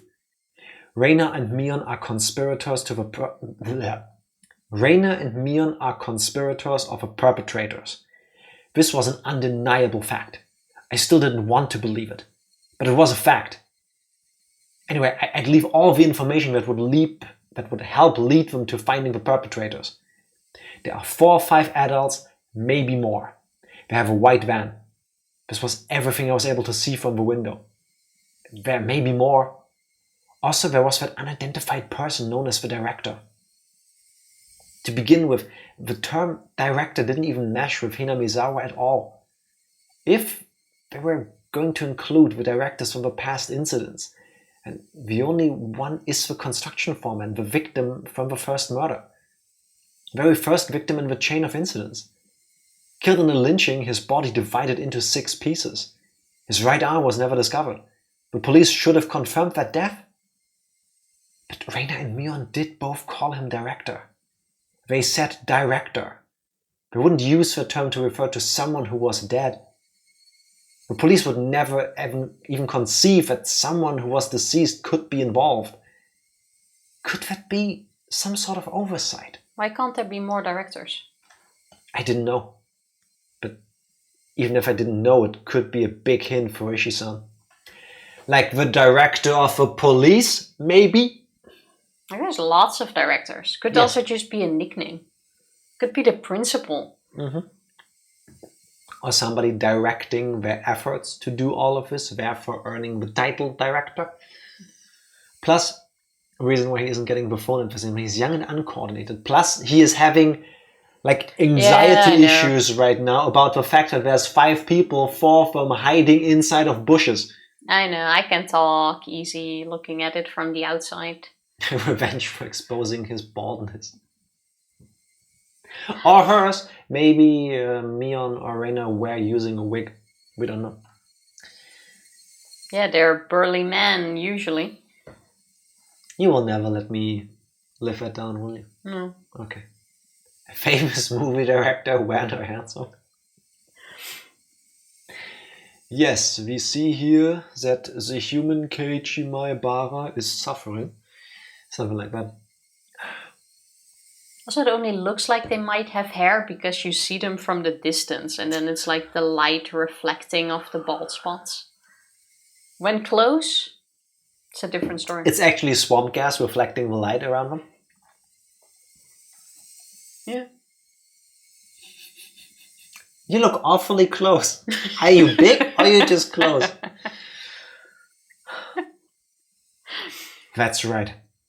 They needed to start fresh from the first incident. It wasn't just a simple dismemberment, but the start of a string of mysterious deaths that would follow. So then, there must be something hidden there. Please reinvestigate the victim from the dismemberment incident. He's alive. His death should have been established after an autopsy. Logically, you would think as much. But was that really the case? Could it have been some sort of ploy that they were able to deceive the police with? I shouldn't jump to conclusions, but he may still be alive. I had no time to ponder that right now. Oh, yeah. There's something even more important I needed to write. Tumitake-san's death was from an unknown drug. That's right. That drug, it was an irreplaceable piece of evidence. No doubt, just by having this, everything would be uncovered. I couldn't just leave that vital clue lying on the floor. This syringe is proof. Writing that down, I stuck the syringe onto the back of the clock with plenty of tape, so it absolutely would not slip out and fall on the floor. Firmly, firmly. Ding dong. The bell rang. They were here. I couldn't write anymore. But even still, there was one last thing I had to write. I have no idea why it has become like this. This may be the closest thing to the truth out of everything I wrote on this note. If you're reading this, then I'm probably already dead. Though you may or may not find my body. If I was going to write out everything that could happen, either dying from the curse, or being demoned away, you who are reading this, please uncover the truth. That is my only desire. With this, my last will and testament was complete. It wasn't certain that I was going to die, but it was my final plea, just in case. I folded the note, stuck it back onto the back of a clock and returned the clock back to its usual spot. I couldn't help but pray. Ooishi-san, if something happens to me, I leave the rest to you. After that I gazed down silently at Reina and Mion. This was probably the last time we'd ever see each other. Reina, Mion. I really had thought all of us were friends. But why did it end up like this? I never had any fun in my previous school. I only worried about standardized test scores. But if a school I hoped to get into was where I really wanted to go, or a safety net, that was all I talked about. It was a dull life. The people I called friends were also my rivals in studying, in competitions, in personal records and standardized test scores. Everyone here taught me how unhealthy that lifestyle was. This month was really fun. Making a fuss over lunch, making a fuss over the club, making a fuss over the festival. Something hot began dripping from my face. Uncontrollable tears. I should have had no obligation to shed tears for them. But they wouldn't stop. Even if they were after my life, even if they were trying to kill me. Everything that happened this month, I wouldn't forget it. Could it be those happy days were all a facade as well? Was it all a trap meticulously orchestrated up until today to ensnare me? Could it have been that I had just arbitrarily assumed that they were my friends? That couldn't have been the case. Both Reina and Mion, they really were my friends. Those happy days? There was nothing fake or unclear about them. Someone probably forced them to try to kill me. Or their minds were taken over, possessed by the supernatural entity known as oyashiro-sama. He is spiraling again. Understandable. The more and more these scenes happen, I'm beginning to think it's likely that all the bad things happening are just in his mind.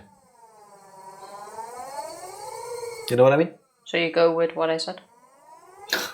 Yes, Tifa, with what you said. You're the only person ever to have that thought. No, I just want to make it sure. Also, just FYI, everything I've said on Discord about this game so far has been wrong. Like, nothing that I said or thought has happened. So you can now theorize again with me. Because it appears, despite you having watched the anime at some point, we are on an even field. You think you know things, but you actually don't. Good job, Tifa. Yeah. Tifa, welcome to our Let's Play of Higurashi. Now I'm starting to doubt whether I just remember another anime and I'm mixing it up. Or if the game and the anime are just different. He's probably thinking of like... what's the one with the two brothers? One of them is like disappeared, doesn't have a body and is stuck in this suit of armor. Full Metal Alchemist, yeah. I never finished that, I dropped that. Ah, no? I'm not crazy sure, yeah, that is true. So and it has been like 15 years since I've seen the anime. Are you going to theorize with me now? Yeah, I'll join you. The true Higurashi starts here. No, but the whole, like, they were my friends. They were my friends. Something must have done this to them. Like, the rationalizing is kicking in again. It's like... You dropped anything. We actually watched it together, I want to say maybe 5 years ago, or we tried to. Never watched it before that. And I think we got to like episode 9, 10 maybe. We watched a couple. Something like halfway through the first season or something like that, yeah? Yeah, something like that. It just wasn't for us. Tifa, you may share everything you wrote on the Higurashi channel with Jack. Thank you. I want to click on that channel so bad I want to read along, but I don't. But I want to. But I don't. What did I share? Oh yeah, the one thing I was completely certain of from the beginning was that Mion and Reina were both killers. I mean, potentially, yeah. I mean not from this, chronologically, not from this point onwards, if they actually are dead, because he only looked at them sitting there slumped in a natural poses. He didn't check for a heartbeat or breathing. He just sees a lot of blood. That is most likely death, but not confirmed death. I'm just saying. No, but I said it from the very beginning that those two were killers, not based on... Yeah, they might have, just that we didn't see that yet. Because I expect them to be honest. I was pretty certain that was a thing. Another thing, which now seems absolutely insane, was I thought the reason why they acted like this, and now it must have been from another anime, I suppose, was because of a parasite that the village was infected with that made them turn... I think you're thinking Resident Evil 4. Was that right? That's Resident Evil 4. Is it? Yeah. That's literally the plot. Like, that's the first... I was so certain it was a parasite. That's the first 10 minutes of Resident Evil 4. I was so certain it was because of parasites in Higurashi. Yeah. That's not even close. Yeah, but that's what I'm saying. I'm pretty sure there's other things that use parasites for, like, mind madness or whatever. But parasites controlling people's action stuff, that's literally the first 10 minutes of Resident Evil 4. Yeah. Hey, parasites can act in very weird ways. Like, it could be just something that gets triggered once a year because they inhale the fumes of the mattress. Exactly. Yeah. And there was something else, but I don't remember what I... The parasite waits for Watanagashi. Yeah, exactly. I said one other thing, but I'm not sure. Clearly it's a psychosomatic parasite. They just believe it's there. Cats IRL have parasites that actually control us. Do they? I did not know that. That I'm somehow not sure. Seems interesting in a way, but also messed up. I don't like parasites. What was the other thing? If anyone still remembers what I said. If you remember and now want to share Tifa's crazy crockpot theories, now is your moment. Toxoplasmosis. I need to look that up later. Thank you. But regardless, both Reina and Mion, they were the best friends ever.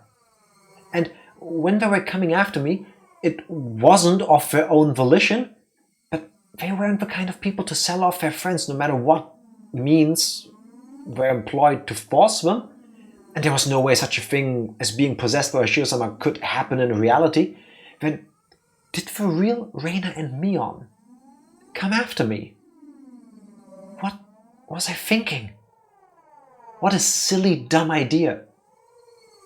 Having beaten down both Reina and Mion, I was still debating if they were the real ones or fakes.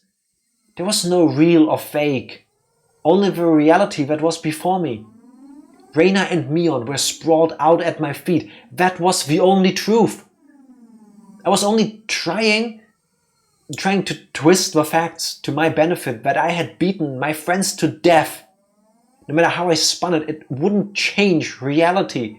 Reina and Mion were both dead.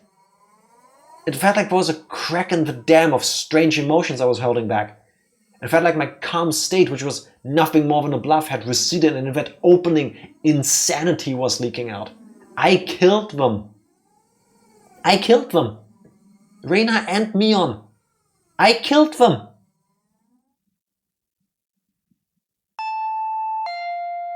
The doorbell rang again. The unrelenting echo pulled me back into a state of composure once again. I didn't have a moment to spare. Quickly, I needed to get away. I didn't want to die. I would uncover everything after that. The identity of whoever or whatever had pushed me this far. Even if I had to drink mud and eat grass, I would survive.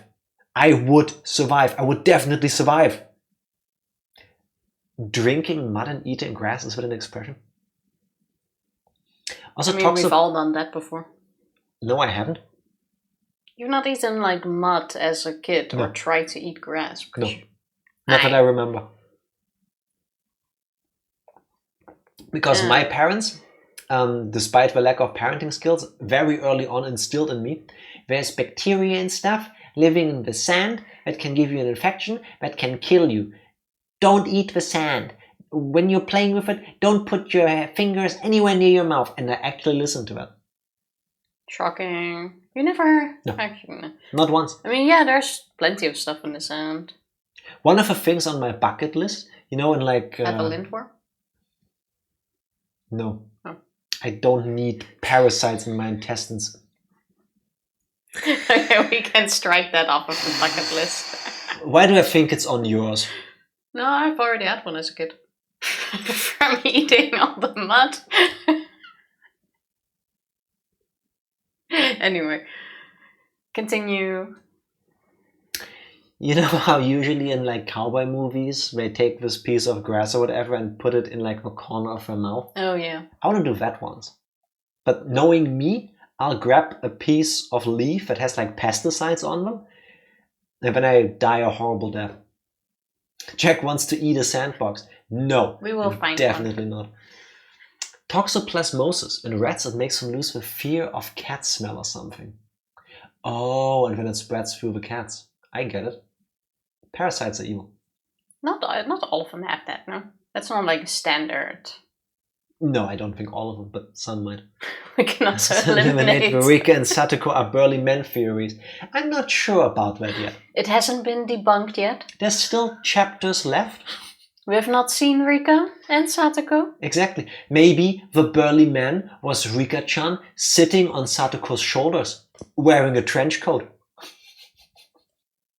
And that's why they had such a good grab. It wasn't just two arms grabbing us, it was all four of them. Like a mud champ made out of Japanese girls. No? I'm trying not to picture that. Okay. They make me feel happy feels when seeing a cat, so they get a pass. Fair enough. I get that. In the anime, they just look like men in off-white jumpsuits with caps and a nondescript white van. Okay. Fair enough. And they cloned themselves, so there were two. It makes total sense. They were shadow clones. Who would have thought? I killed Reina for that very reason. I also killed Mion. I went that far just to keep living. So I can't die. For my sake and for the sake of the late Reina and Mion, I have to survive. I ran towards the door and grabbed my shoes. The doorbell rang again as if to urge me on. Behind the single solitary door, they were there. Keeping quiet, I headed towards the kitchen, headed towards the back door. Before opening the back door, I put my ear to it and checked for people outside. No one? After I put on my shoes, I opened the door slowly so as to not make a sound.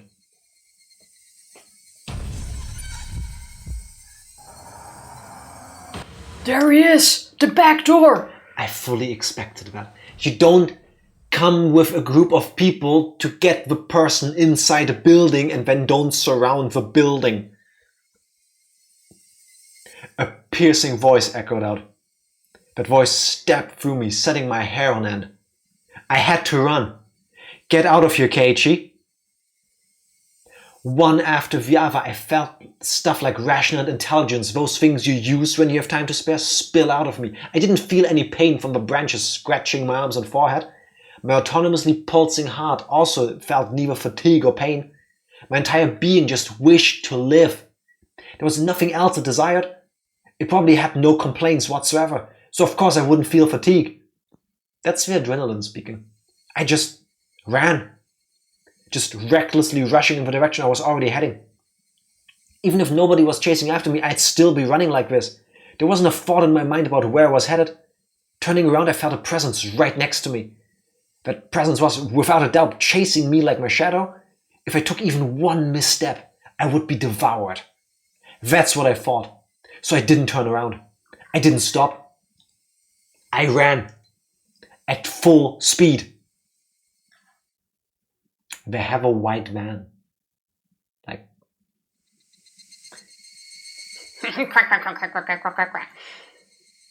Oh. There is one really, really big cicada.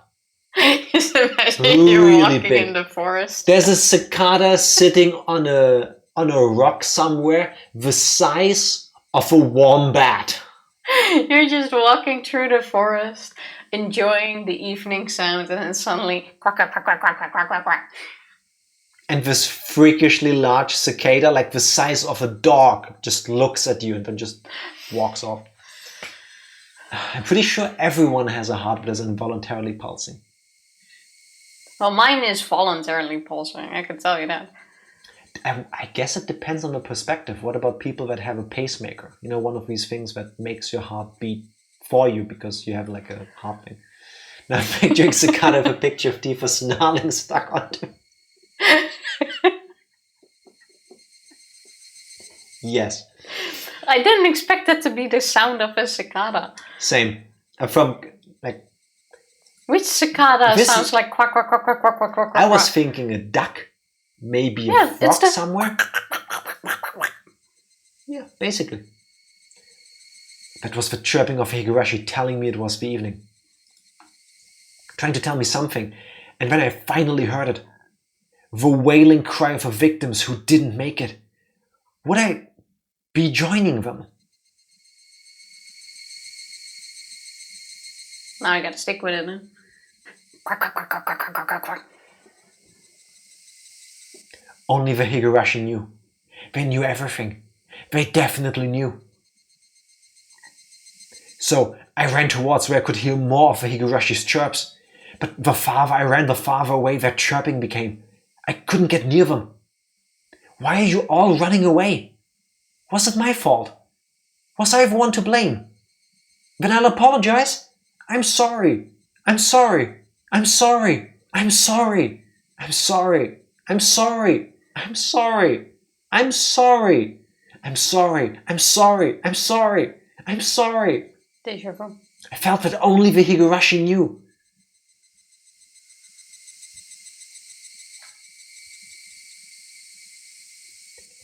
Why do I think the problem here really is Keiichi Maebara? Why does he think the cicadas know? Because every time something was about to happen, they go like silent, for example. I think that just adds to... Nah, I want to say there's a difference between poetic prose and believing that a group of insects know something. Like, Well, who knows? what if you make the big cicada quack? Then it calls Quack, all of quack, them. quack, quack, quack. It slaps you with its wings. But it's actually really soft because the wings are soft. But it's like... I'm really beginning to think that Keiichi has a problem. I mean, besides the whole like being threatened with death and stuff, but like, I mean, mentally. I even think that... Outside of PTSD from all of this. The smoking room was filled with a cloud of cigarette smoke. The expensive smoke filter gave off some crackling electric noise, but it didn't seem like it was doing anything at all. Why do smokers have to be shoved so far down this corridor where the sun didn't even reach? Because no one wants to sit in the room with all that smoke. I recalled hearing that the tax revenue from tobacco was about 1/10 of a municipality's revenue. Wait. We just swapped perspectives. That's ooishi-san. Does he smoke? I don't Yes. remember. Oh, then we probably did. We were the most heavily taxed members of a municipality, so I really wish they'd show us a little more respect. Seems to be the case. You look like a Kuma guy. Why would you discard the 5 manzu there?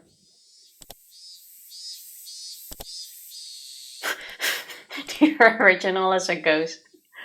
He doesn't have art, Ooishi-san is the one going mad, because in the original, this dude wasn't even there. So he's talking to himself, and the hint is, if you would have checked at the different arts, you would have known.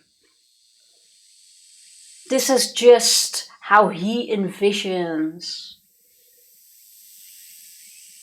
No? Okay.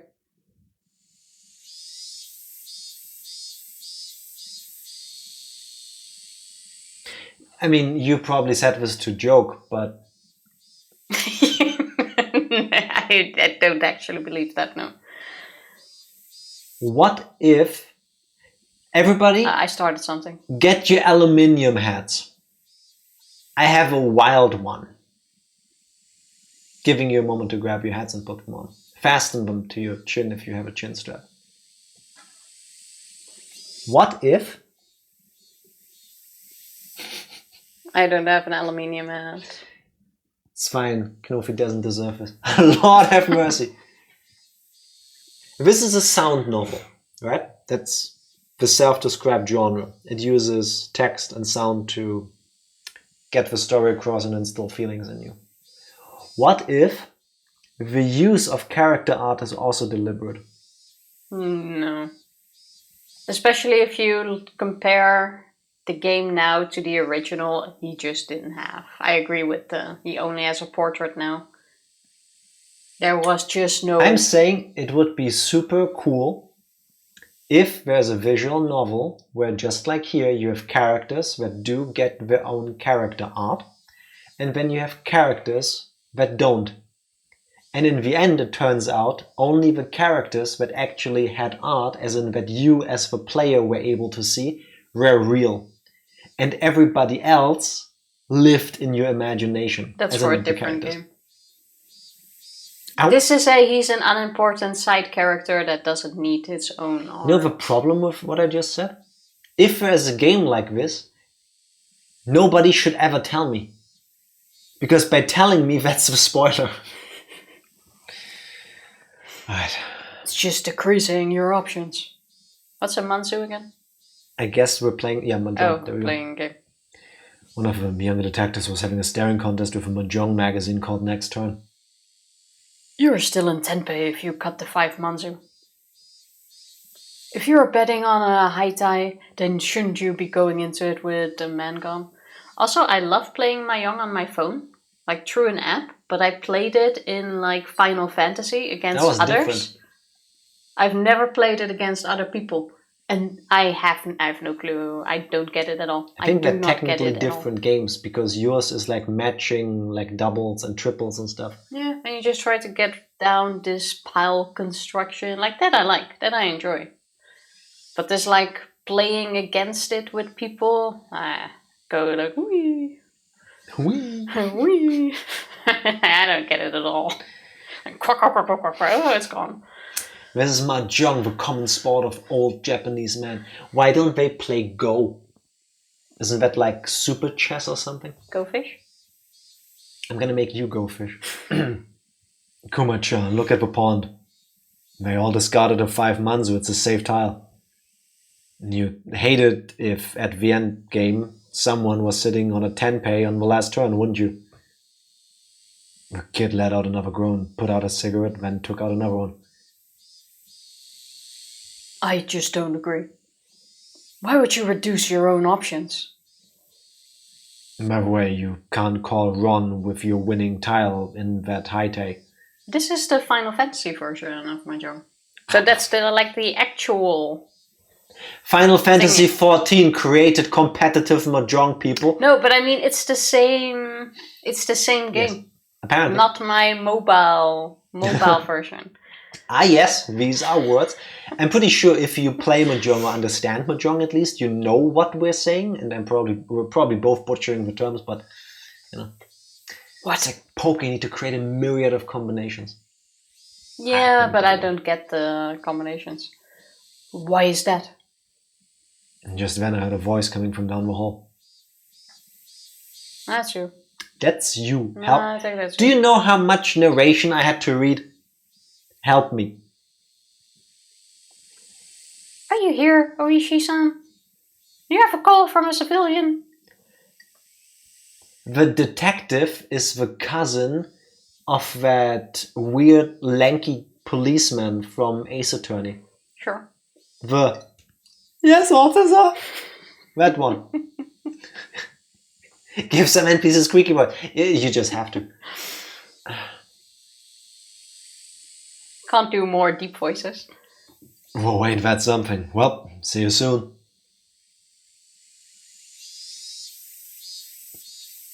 Why can't you call run on it? Hold on for a second, ooishi-san. I was gonna say just Google it, bro, but it's 1983.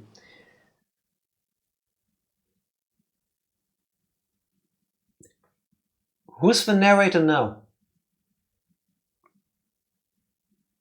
I have no clue. I would say just stick to Officer your normal Meekins. voice. Thank you. That was the name from Ace Attorney. Oh, Put some respect in it. Yes, Motornut. I respect Officer Meekins. With his weird arm-breaking salute. Yeah, it's like bent inwards.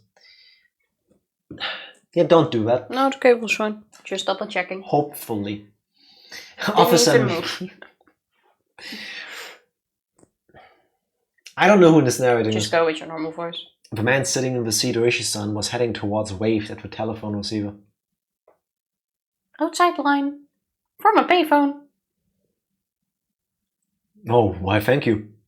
I'm sorry to keep you waiting. This is Ooishi. Who is it? Ah, Ooishi-san. Hello? If it isn't Maebara-san, why, good evening.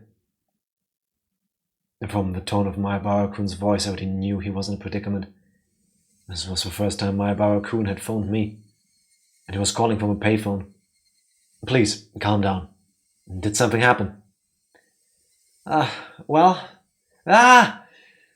His voice was erratic over the phone line. He had completely lost his sense of composure. After checking that nobody else could hear, prompted him in a hushed tone. What happened? I... Calm down, Maebara-san. I can have the local officers head to your location. I'll be there soon, too. I think that's impossible. His voice was quivering and hoarse. He wasn't surrounded by people even as he was making this call, was he? Maebara-san, you're calling from a payphone right now, right? Where is that payphone? There were no other sounds besides Maebara-kun's voice. It had to be a phone booth. I scratched out a note and thrust it at my colleague sitting across from me. Hinamizawa phone booth. He understood quickly and hastily started on the internal lines. In like 20 years, some kid might pick up this game and play it and be like, phone booth? What's a payphone? Payphone? Yeah. Outside? What is this? I think this is third person omniscient. I don't like it when they suddenly have that. We'll go with something. Calm down, Maebara-san. What is your current situation? It was best practice to avoid flustering someone panicking, but this was an urgent case. Maebara-kun didn't just get in trouble, get away and then call me. He was in the midst of something dangerous right now. But yelling at Maebara-kun right now would just needlessly cause him to be even more frantic.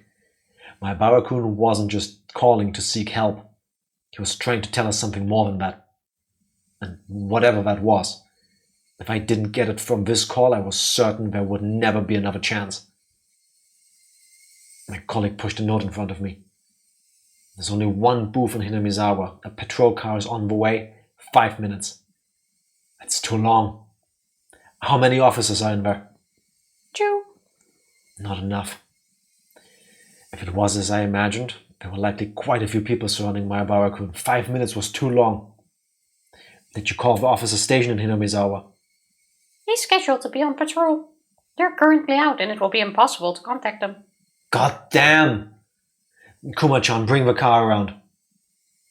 Understood. Hello? Ooishi-san. Hello? It's alright. I can hear you loud and clear. There was something wrong with Maebara-kun. That wasn't a normal coughing sound. Vomiting? Or was it blood? Had he already been attacked? Was he injured? Maebara-san, the police are on their way. They'll be there in a couple of minutes, so hold on somehow. Hello? Can you hear me? Maebara-san. I could hear on the other end of the line that he was having a coughing fit. The worst possible situation popped into my head. Maebara-san, who is the culprit? How many are there? I thought at first the culprit was human. I couldn't tell if it was a cough or vomiting. Are you alright, Maebara-san? I thought that the culprit was a person and not Oyashiro-sama's curse. Up until right now. But I guess in the end it was an intense bout of coughing, then vomiting. But I guess Oyashiro-sama does exist. No, he's here. Maebara-san, please, just please calm down. I had been thinking it was strange for a while now. It's been following me this whole time. I run and I run and I run and run and run, but it just sticks to me like a shadow. But slowly, so slowly, it's digging itself into my back. Maebara-san, are they right now, perhaps right behind you? Behind me. Right behind me. Please, Maebara-san, I can tell you're scared, but please, who is it that's right behind you? I can't just look behind me. If I do, I understand that you're scared, but please tell me. You just need to turn around a bit. Who is it? Who is behind you, Maebara-san? Right after I said that, I could hear him vomiting intensely. What followed was a nightmarish sound. Maebara-san, it couldn't be that you're clawing out your own throat? There was no answer. But I could hear something like scratching. There was a bang as if something was being hit. Maebara-kun had probably dropped the receiver. I could hear groaning and vomiting over on the other end and a repeating abnormal noise. Hello? Hello?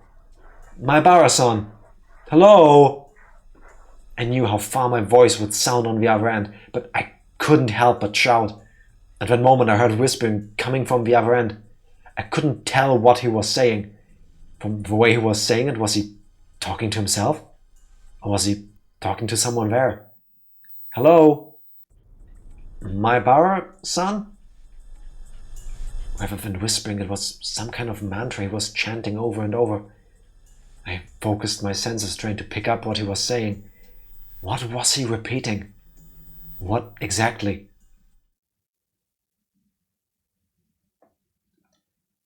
Beep.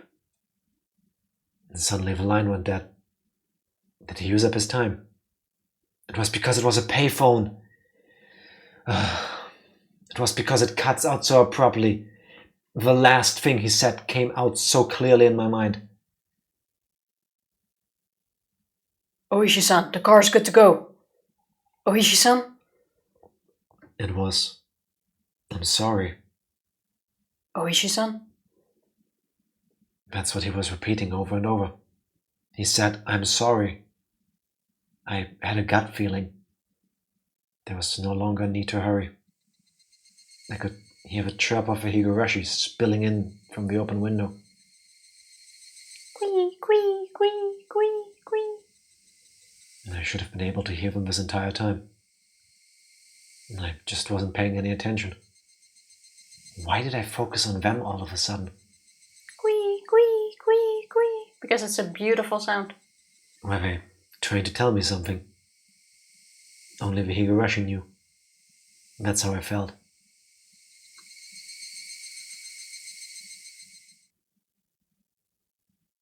This is like the Game of Thrones of visual novels. They're just killing everybody.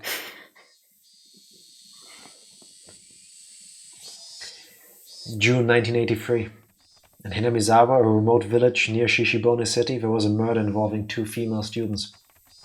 The suspect is Keiichi Maebara, aged in his teens. The suspect called over his 2 female classmates, Reina Ryugu, Mion Sonosaki, to his house and beat them to death with a metal bat. The scene of a crime was the suspect's room on the 2nd floor of his house. The inside of the room was covered with a significant quantity of splattered blood, and there were signs of a struggle with the victims. In addition to the scene of a crime, the entryway, living room and kitchen all had traces of a struggle. At the entryway, the shoe rack and wall had evidence of being impacted by a strong blunt force. It is believed to have been the same bat as the murder weapon. Having no traces of blood, it is believed the destruction occurred before the murders. There is a possibility that the suspect overpowered his victims to keep them from fleeing. In the living room, the rug had been pulled back, then thrown aside. It's hard to believe that this had a connection with the struggle with the victims, and thus the reason for this remains unknown. In the kitchen, the garbage was torn apart and its contents were spread out on the floor. Garbage was strewn about in the surrounding area, and handprints believed to belong to the suspect were discovered. It is believed that the suspect had, for some reason, taken up the garbage and struck at it with its fist. The reason for this remains unknown. In addition, there was a note stuck to the fridge. The words, "Was there a needle?" were written on it. The meaning behind this remains unclear. Just in case, the garbage was searched, but a needle was not discovered. Though the garage door was functional and had been left open ever since the suspect moved in, the garage door was found closed. The suspect's fingerprints were discovered on the garage door. The reason behind this remains unknown. The suspect fled the scene of the crime. However, a patrolling officer, Hinamizawa local police department, found the suspect collapsed inside a phone booth. At the time of discovery, the suspect was unconscious and in critical condition. He was rushed to the local hospital for treatment but did not regain consciousness and died 24 hours later.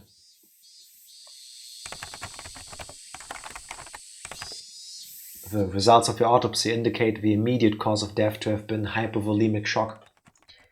It was determined that the suspect had clawed at his own throat with his fingernails, and the resulting bleeding caused his death. With a similarity to the death of Tomitake-san the week prior, the police believed there was a connection and have opened an investigation. However, due to the wishes of the local authorities, it will be a confidential investigation.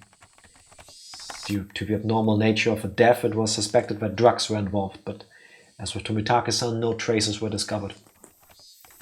What prompted all this remains inexplicable. As such, this case is being treated as an act committed on impulse.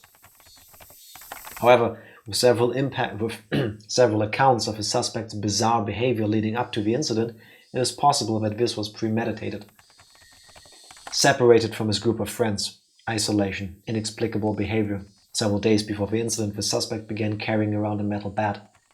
The suspect was observed displaying aggressive behavior as well as talking to himself at school. His classmates have actually heard portions of what he was saying.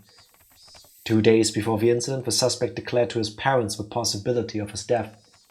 Due to the circumstances, the police have begun an investigation on the possibility that this crime was not committed on impulse, but it was instead planned several days in advance. Afterwards, a note was found in the suspect's room that he had written himself. The note was written on 2 sheets from a B5 college-ruled notebook that had each been torn in half. And as if trying to conceal it, it was stuck hidden behind a clock on the wall. The contents are as written in the appendix. The police believe it to be strongly related to the incident. The police changed the line of investigation based on the possibility that the suspect was involved in some sort of incident himself. However, no further clues were found, casting doubt on the credibility of the note. Was the crime impulsive or premeditated? With the situation unclear and no further developments, the case has been labeled as unresolved. However, the following year, suspicion arose regarding the nature of the note. The note was not written on 2 halves of B5 paper from 2 separate sheets, but was originally a single sheet of B5 paper. In order to erase several lines from the middle, someone had torn them out. Judging from the size of the letters, the missing section is estimated to be 2 to 3 lines. It is highly probable that the person who eliminated the lines in question is not the suspect. In addition, judging from traces of large quantities of cellophane tape being stuck to the back of a clock, speculation that something other than the note was stuck there has arisen. Oh, the syringe has been stolen. The person who first discovered the crime was a detective rumored to have a connection with the incident, ooishi. He underwent voluntary questioning but denies involvement in any damages to the note. He definitely did it. Or the director. I have no clue. The suspect's note. I, Keiichi Maebara, am in fear of my life. I do not know why they are after my life. The only thing I do know is that it has to do with Oyashiro-sama's curse. Reina and Mion are conspirators. Hate this word. Reina and Mion are conspirators of the perpetrators. There are 4 or 5 adults, maybe more. They have a white van. This is all on the first sheet. The section below this has been ripped out. This is from the second sheet. The section above this has been ripped out. I have no idea why it has become like this. If you're reading this, then I am probably already dead. Though you may or may not find my body. You who are reading this, please uncover the truth. That is my only desire. Keiichi Maebara. Okay. The lines missing is about the drug, right? Yeah, it's the syringe. It's the syringe part that is missing. Oh wait, is this the end? Oh! That is the end. We did finish it. I thought there's 13 episodes. Didn't we already smooth into 13? A new scenario has been unlocked. I didn't read the rest of the text. Okay.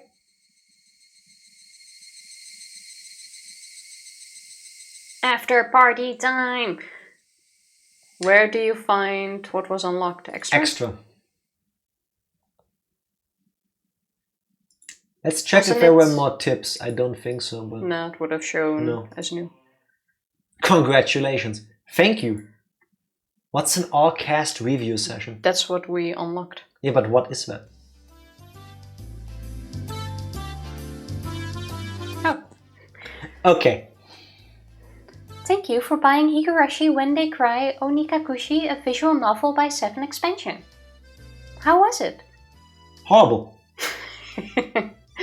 If you enjoyed it even a little bit, it would make me happy. Even a little bit is stretching it. That incredibly dark ending made me angry, you know? Made us angry. This Onikakushi chapter is the first story that readers challenging the mystery of the entire series get to experience. So it's actually supposed to be somewhat of a prologue. How could the prologue have such an incredibly dark ending? Yeah, but doesn't that happen sometimes? The player digging through the story in order to avoid a bad ending is the point of these type of games after all. These gamers. It's still just the first chapter. I'm looking forward to the next one. What happens in the next chapter? Reina, do you know? Yeah, they said the next chapter will introduce another aspect of the story. Who would have thought? Didn't see that coming. That's a strange way of putting it. What does that mean? In this chapter, they introduced a string of mysterious deaths that were happening in Hinamizawa recently, right? The next chapter will introduce some of the history of Hinamizawa. With one strange event happening after another, I got totally lost. What exactly is Oyashiro-sama's curse about? Actually, what is Oyashiro-sama to begin with? They didn't explain it much.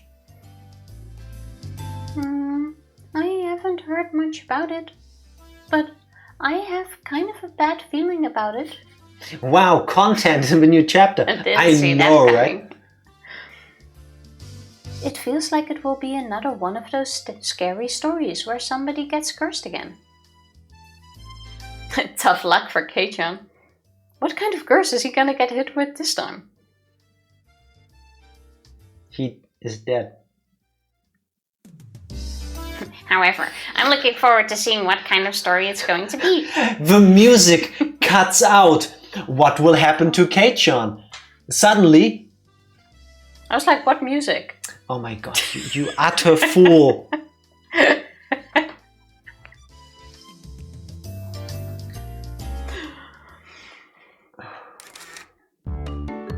Sorry for being late. My bad. Hey, look who's back. Their voices were too similar. Hey everybody. Good work today. Good thing one got killed off. Huh? Yeah, earlier. Same to you. Huh? Where's Keiichi? Keiichi-kun is already off reading the script for the next chapter. It must be hard being the main character. Oh, fuck off! Really? Huh? That's too bad. He could have at least poked in to say hello. It's probably because he doesn't have any character art, so he couldn't poke his head in even if he wanted to. Wow. Shaming him for lack of character art. This was the moment where they could have given him character art. Rika-san, that's what we refer to as a personal problem.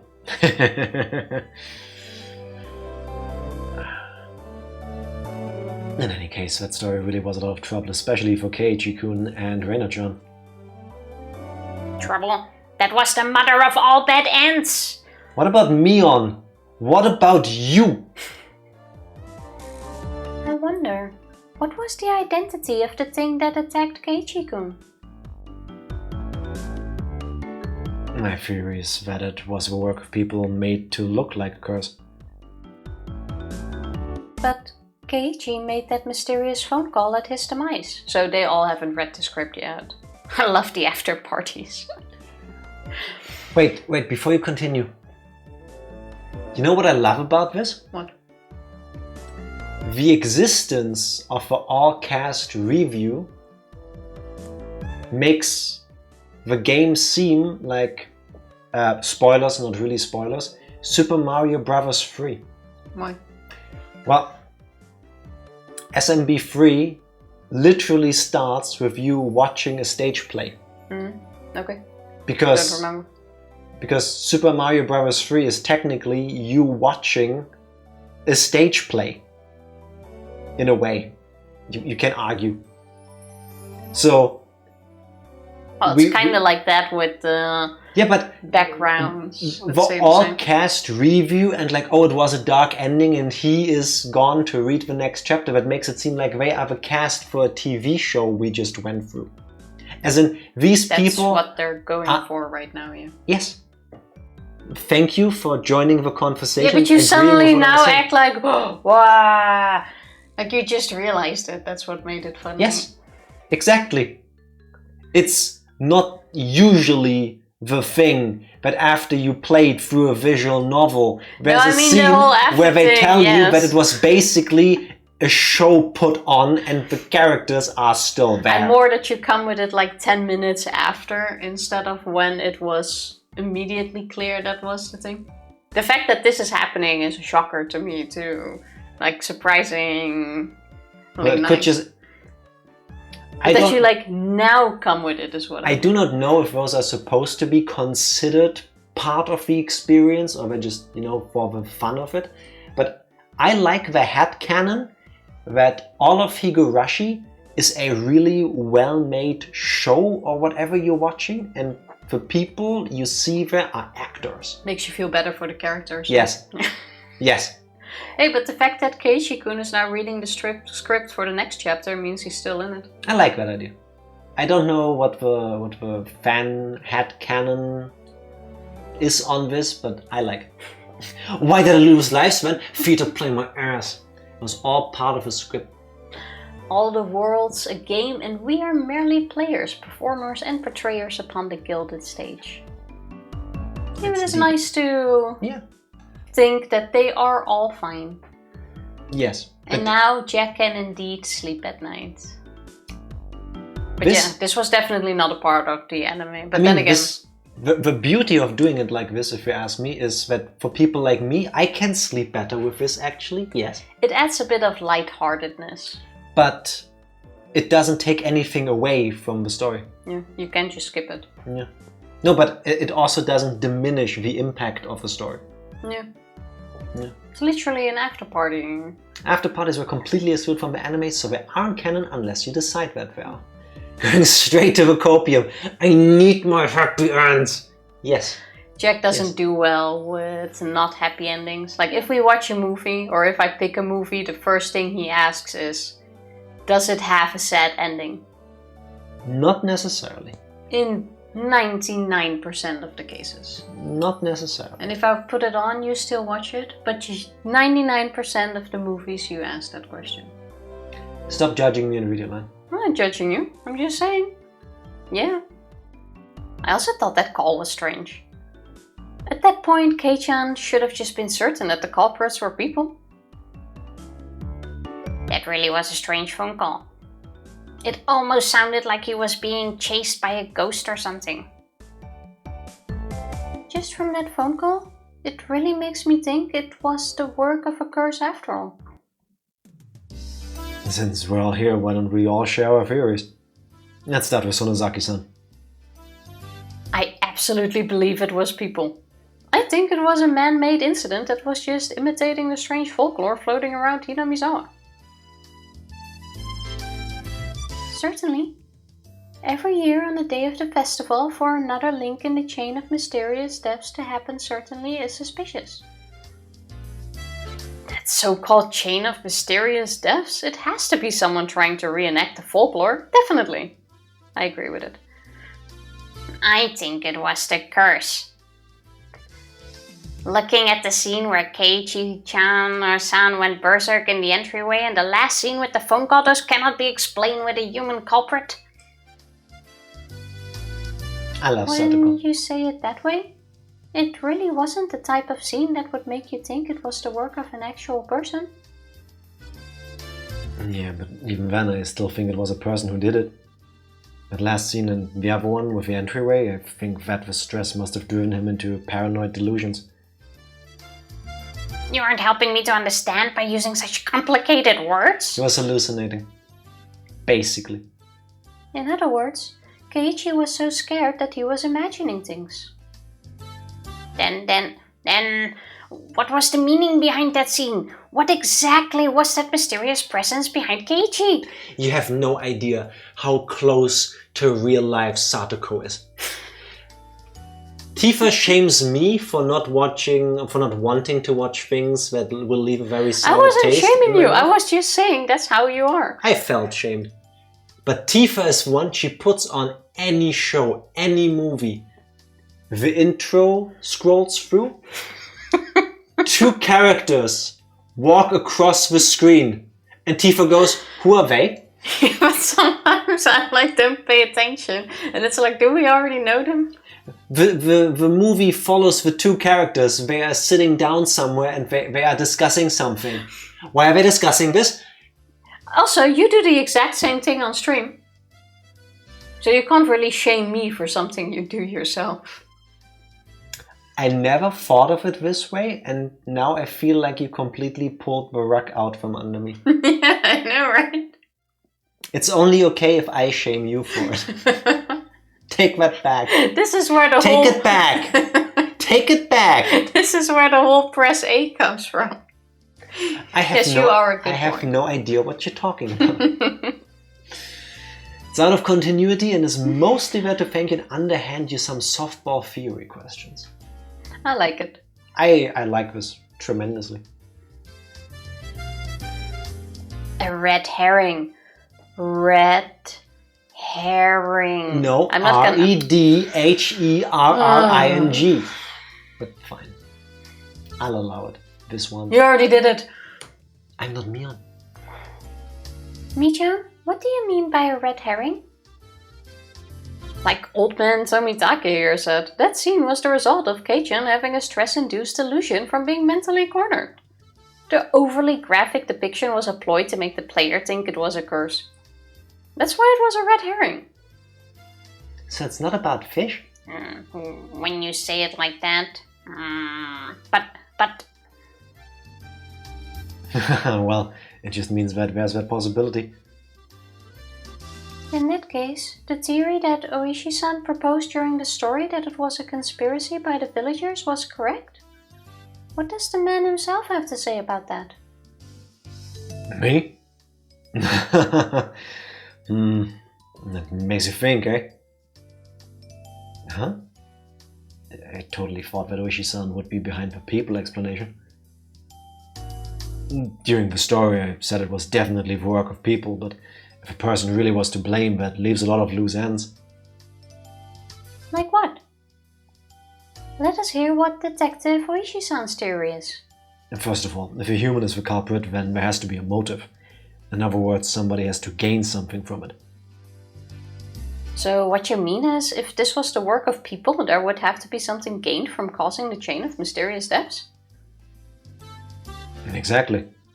And I felt that somebody could have benefited from the deaths of people related to the dam development, but the recent victims weren't related to that at all. First off, who benefits from killing Maebara-san?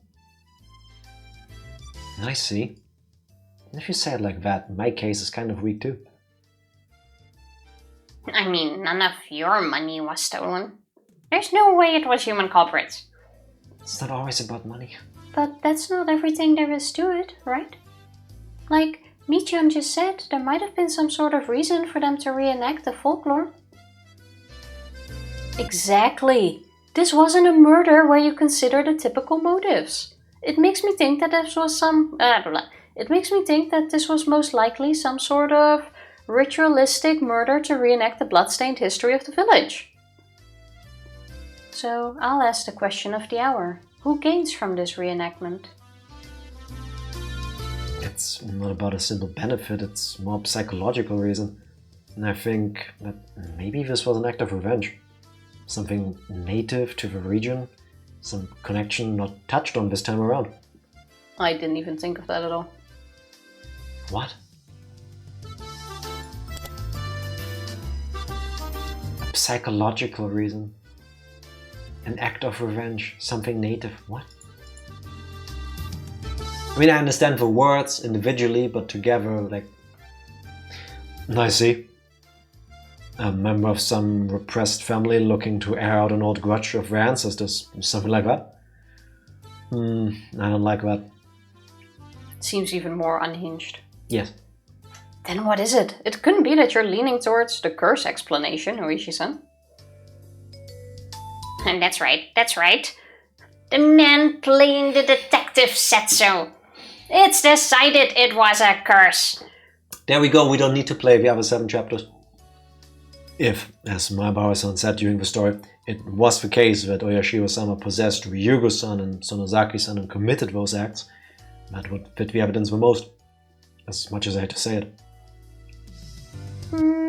Actually, I'm of the same opinion as ooishi-san. I can't come up with any other explanation for the normally kind Reina and Michan to suddenly start acting strange like that. If you stop thinking, you lose. Do we need to go back to the ending of the previous stream, where Tifa was shaming me for thinking too much and thinking out loud and sharing my thoughts? Also, I only realized now this is the cafe where... The maid cafe. Yeah. Also, wait a second. Wait a goddamn minute. Yeah. You can't see the cursor. But on the left-hand side of the game, you can see those like glass partitions. It says Angel Mort. Is that Angel Mart, as in Super Mart? That's or is an that O. Angel Mort? That's an O. Because that is clearly means, an O. That means death. That's clearly an O. Angel Death. Okay. That's a strange name. That's how cute the maids are. Hooters and or a maid cafe. Would you call your maid or butler? You would probably go for a butler cafe.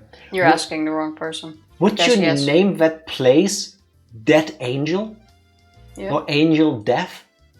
Yeah, why not? I don't see anything wrong with the name. When I think of dead or dying angels, my mind doesn't immediately go to Hooters. Because it's not Hooters. Maid Cafe then. Maid Cafe is not Hooters. Get with my point, not my words. Yeah, because you can't compare them. Okay, would you name your maid cafe Dead Angels? Yes. If it's like a Lolita kind of thing. Depends on the style of the maids, isn't it? So yes. I'm clearly not into the culture enough to get this. This cafe is to die for. See, if you put it like this, I'm beginning to understand the energy that they were going for. Not the way you put it. There's nothing weird with it. About that. It may sound strange coming from the person herself, but I think that Mion, did it. I don't get what Mi is saying. I'd like an explanation. Oh, sorry. In other words, I think this may end up being a really cruel story. I think it is that either way. Huh? Wait, Mi-chan? You don't mean... Taking the human culprit theory to its logical conclusion, that's how it would seem. I also have my suspicions. In other words, Ryuga-san and Sonozaki-san both actually had those personalities to begin with and were merely deceiving Maebara-san. Am I right? I don't like that at all. Same. But it could be true. This is all the curse's fault. Reina and Mian-san and everybody else are all kind, nice people. I think that too. I think that Reina and Mian-chan are really good people at heart. Not Mion. Reina, maybe, if the different personalities of her don't share memory and stuff. Maybe she just snaps and then she goes into the other direction and she doesn't remember afterwards. You just need to piece it together. Maybe. But Mion was 100% like, I should have killed that motherfucker when I got the chance. Yeah. Nah. They must have been possessed by something. So Reina also thinks it was a curse. Then let me ask everybody who thinks it was a curse. There has to be a reason for a curse, right? It doesn't make sense for a curse to just indiscriminately befall someone. Can somebody explain that? A curse is a curse. Human logic won't get us anywhere. I like that thinking. I agree. At some point, Tifa, I want to play at least through the first Mass Effect with you on stream. Because there is a great line in that game. Only for that. Which I'm not going to repeat now because spoilers. But it goes in that direction. Like, if there is something supernatural, what makes you think you as a regular human being can understand it? Satoko-chan. A personified deity is in the end nothing more than the creation of people. And that's why the method of thinking is also understandable to humans. And just take a look at the Greek pantheon. They cry, get angry, get jealous. Basically, they're just like humans.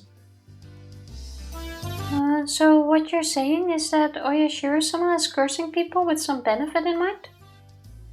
That's an odd way of putting it, but basically, yes.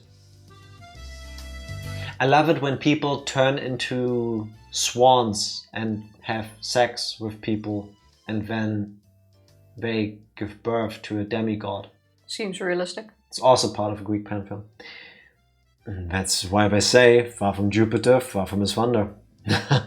You do have a point. Basically, it doesn't matter if it's Oyashiro-sama or humans. There has to be a reason. But Rika, what if that reason isn't clear? Or what if there is no reason? I don't know. I don't know. That's right. This is still just a prologue. Prologue. Prologue. YOLO prologue, people. There's still a lot of stuff that hasn't been revealed yet. Yeah. It's hard to come up with any more theories at this point. No! I won't be satisfied until all this is made clear. Mian-san seems rather particular about this. We'll just make the best with what we know. Doesn't this feel interesting? Like the club a little bit. Ah yeah, if you put it that way, it does seem interesting. Oh. Well then, let's summarize. Let's see. I think it was a curse. Tomitake-kun thinks it was people, right? Yeah. I'll go with it being people.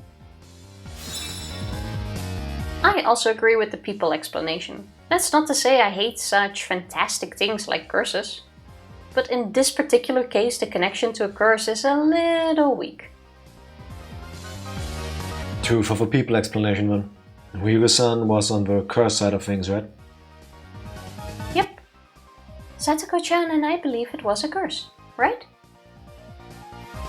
Yeah, I think it was a curse. People who say that Reina-san and Mian-san were evil to begin with are more befitting of a curse. Unrelated but related. Who made this background music and how did they make it? Because it gives me the energy of like the game developer going to a musician. Like, hey, I need something like slightly fast-paced, driving kind of music. And there's this meme of somebody writing with a pen and like everything is on fire. There didn't seem to be a need to go this hard on like a piano. You know what I mean? I don't recall if this was also used in the game, but I don't think so. Like, yes, it was multiple times. Yeah. This song is amazing. Don't really remember any of the background sounds or music. Like, if you go like, hey, I need a energetic, forward driving song for my visual novel, I wouldn't expect somebody to just bang out this on a piano. Oh, it was during the school games. I seriously don't recall the background music. Yeah. Also, this place is apparently based on a real place called Jonathan's. How do you go from Jonathan's to Angel Mord? Well, you gotta get the inspiration from something. I like that we had Angel Mord, but this kind of conversation makes it sound like it's on an interview couch. Or maybe like after they had maybe this is like their rap party. You know, everybody's done filming for the show and then they just go out for drinks or whatever. I don't agree with the interview feeling, but I do agree that the conversation is too smooth. How so? Have you ever tried talking about a subject with this many people? It does not go in a straight line like this. Usually at some point the people don't listen to me. This is too smooth for us a conversation. So I would say that gives it the interview sort of feeling. A little bit, yeah. I guess it's more like a, hey, let's have a rap party, but if we let the people with a camera still roll for like behind the scenes footage, they'll pay for everything. So they're just nice to each other like that. I think the Higurashi music is good. Wait until you get to Umineko. 28 apparently, but yes. Sounds like it might be they are mortal angels. Oh, yeah, maybe. Well, I don't want to believe that my own personality was that twisted. How often have you said that to yourself? Never. But I have to keep a cool head when I'm in club mode. If I base my choice on just emotion, I'll regret it, you know? Well, no. It doesn't really matter which side you pick, does it? Huh? Rika-chan hasn't said anything yet. What do you think? I don't think that Oyashiro-sama is a bad god. Huh? That's an interesting opinion. I don't want to worship some bad god that just curses people. I'd like a generous god, more than one that curses.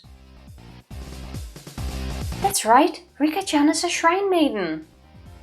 Yep, good opinion. Your opinion is objectively correct. Then what? If Rika-chan doesn't believe that it was Oyashiro-sama, then do you think the perpetrators were human after all? I'll just go with that. What a non-answer. You said 2025 first, now it's 28. 28 is the meme, 25 is the truth. I do not know about that because first you need to get through Higurashi, right? And like this was part 1. How long did we spend on this? 2 8. months? This is... I don't recall when we started. This is the 14th stream.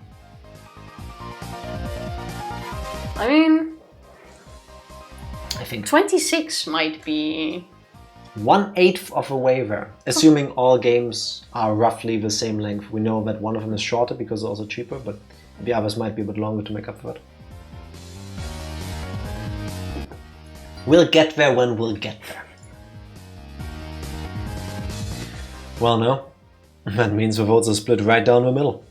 So half of us think it was a curse and half of us think it was people. Raina-chan, just for reference, what did the test players who played the beta version think? There was a beta? Even though I like this part though, and probably the unpopular opinion, I feel like this is too long. It could be shorter, but... Like this is where I felt like it should end, and now they... It would have been a keeps perfect way going. to end it after Reina goes, let's just leave it at that. Yeah, and then exactly. Fade to black. That Extra felt Zero. like the end to me, and now it just keeps going, and it's like... It will last even longer if you don't let me press A. You are the one that keep talking. I'll throw in my Delta fear.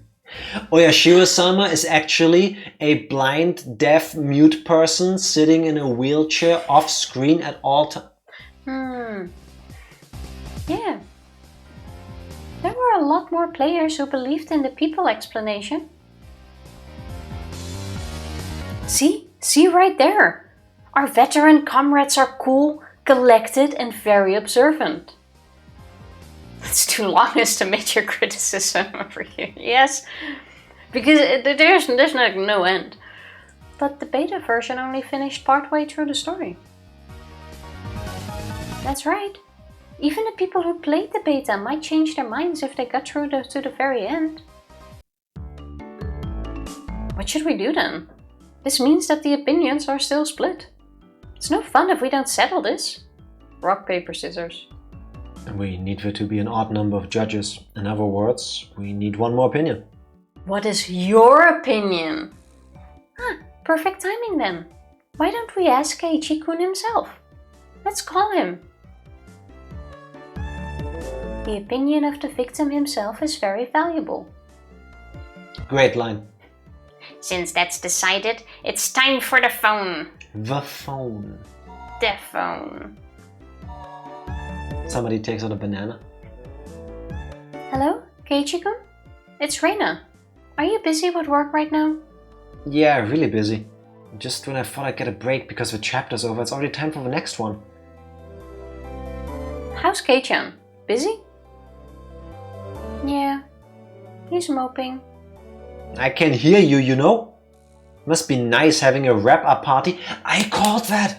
I called it's a wrap party! It literally is called After Party. It's the name of what we unlocked. After Party. Tifa, at what point were you diagnosed with being a hater? After Party. At what point were you diagnosed with being a hater? I'll repeat it again. I shall also repeat it. After Party. What was there to call?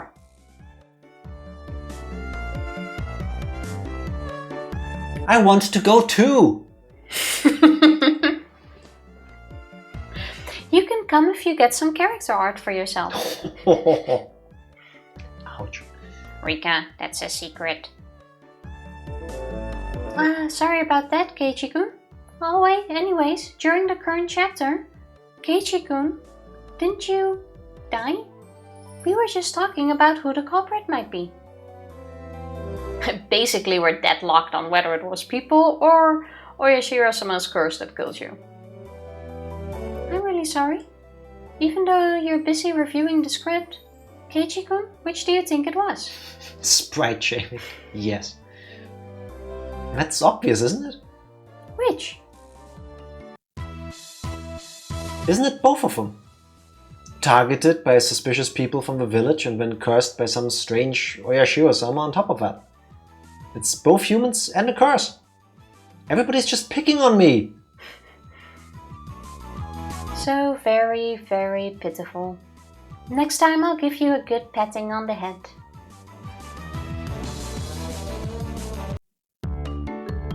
Oh my god, it keeps going. This is the song that never ends. In the end, the opinion is still split, huh? We'll have to do like if this goes on for like an hour, and then we have to do like an extra stream just to get through the after part. This is like, I don't think it feels as extreme in the book, but when you watch the Lord of the Rings, Return of the King, it has like 3 endings. There's like 3 scenes where if you don't know, you would be like, okay, that was a good way to end the movie. It's like, okay, so yeah, there's more. Oh, but that's it, right? No, I'll sit down again. It's not that long, without anecdotes. Even then, it feels like a long time. I know it's only been like, what, 15 minutes since we started. What are you doing with your thing? ass that you keep needing to go back? I'm getting uncomfortable. So I'm trying to move. Stop it. Oh no. Just get comfortable. Yeah, that's what I'm doing. That's why I move. Skill issues. Now think this over again. We might have missed something. Let's recap everything. Well then, please look forward to the next release, Higurashi When They Cry, Watanagashi. There you go! Ah. See? All we had to do was press A, or enter in this case. I really thought they would end the decision with the what do you think? You know, to get the last opinion. Nah, nobody cares. That's it? Yes. That was actually it. Tifa, how did you like Higurashi When They Cry, Chapter 1, Onikakushi? Really slow start? Slow start. It literally starts with a description of a murder. Still, it was an extremely slow start. I mean, after that. I feel like After they like, could have we're in a gone train. into things a bit faster, if you ask me. It was too much setting up, which wasn't necessary in my opinion. Well, you needed to get attached to the characters. Because I fully believed that the entire game is told through the eyes of Keiichi. Yeah, I think so too, Him dying in the end shocked me in that sense. he's probably gonna come back. Why else does he still have a script? Well, I'm guessing the next 7 chapters are telling different parts of the character stories and like more world building, where in between we learn more things, that then in the 8th part we get to see how they all connect and That could also be. tell us the truth. But all in all, I had fun. It was good. I can't say I feel too connected to the characters. The majority I find annoying. So I The don't know. majority finds you annoying. Yeah, they probably do. That's fine. But regardless, I still have fun. But it's more like, oh, I don't really care if you get killed off, sort of annoying. You know what I mean? Yeah, Does that make sense? It's not like so annoying that I can't. Tifa's super high school level hater. And I Yes. absolutely must drop it, you know what I mean? Because I Tifa can't is stand the this. ultimate hater. Why are your opinions so shitty lately? All in all, I had fun. Nah, it's fair, you can have your opinions. I did not think I would like it as much as I did. I would say the writing is really, really good. Mm. Like, I think I agree with you that some of the things seemed very like long and they didn't seem like they were going anywhere. Mm. But in hindsight, I don't think I would have felt the way I did about Reina and Mion and to an extent Keiichi, the way I did when things actually happened to them, if it wasn't for the first, I want to say 3 or 4 chapters of mostly world building. Yeah, I guess that's what the aim is, but... Because in a way you have to spend the time with them. And just going... And then Keiichi and Reina and Mion became fast friends over the next 3 weeks. And here we are today. that wouldn't work. Yeah, I guess it had its good moments, absolutely. Yeah. I wish we would have gotten a more balanced view of all the characters. But then again... But the focus was very heavily on the... Yeah, we didn't, because we saw the vast majority of the story through the eyes of Keiichi. And Keiichi very clearly spent more time with Reina and Mion. Mion because she was like dragging him into the friendship circle.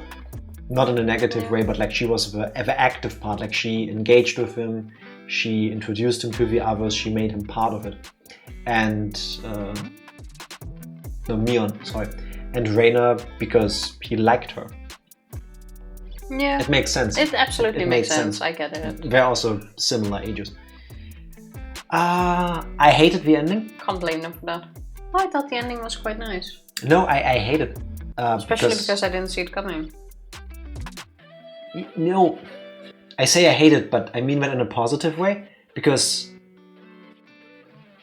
it isn't like the game ends and it feels like a chapter is closed. It's like it's over and everything I thought we were building up to has now been thrown into the trash because the people are dead. But the story is still there. I think they gave a very big hint that they're coming back. I don't think so. I think they will. And I think with the expectation of Thierry, to answer your question as well, they already kind of said it would be more about the history. So I think we're gonna go more into the curse itself of the village. How it started, how people came to believe in it. It could be that Reina, Mion and Keiichi survived this. Because ooishi-san heard the sounds and there was a report on a police report.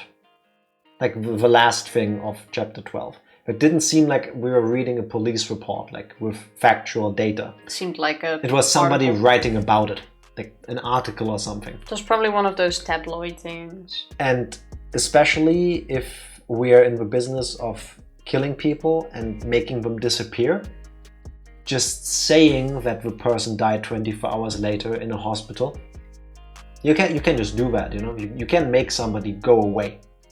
That is also true. I'm not sure about that. I think it's 50-50 on whether they'll come back in like chronologically after this, but alive, as in having survived this encounter, or if they are dead after this point in the story.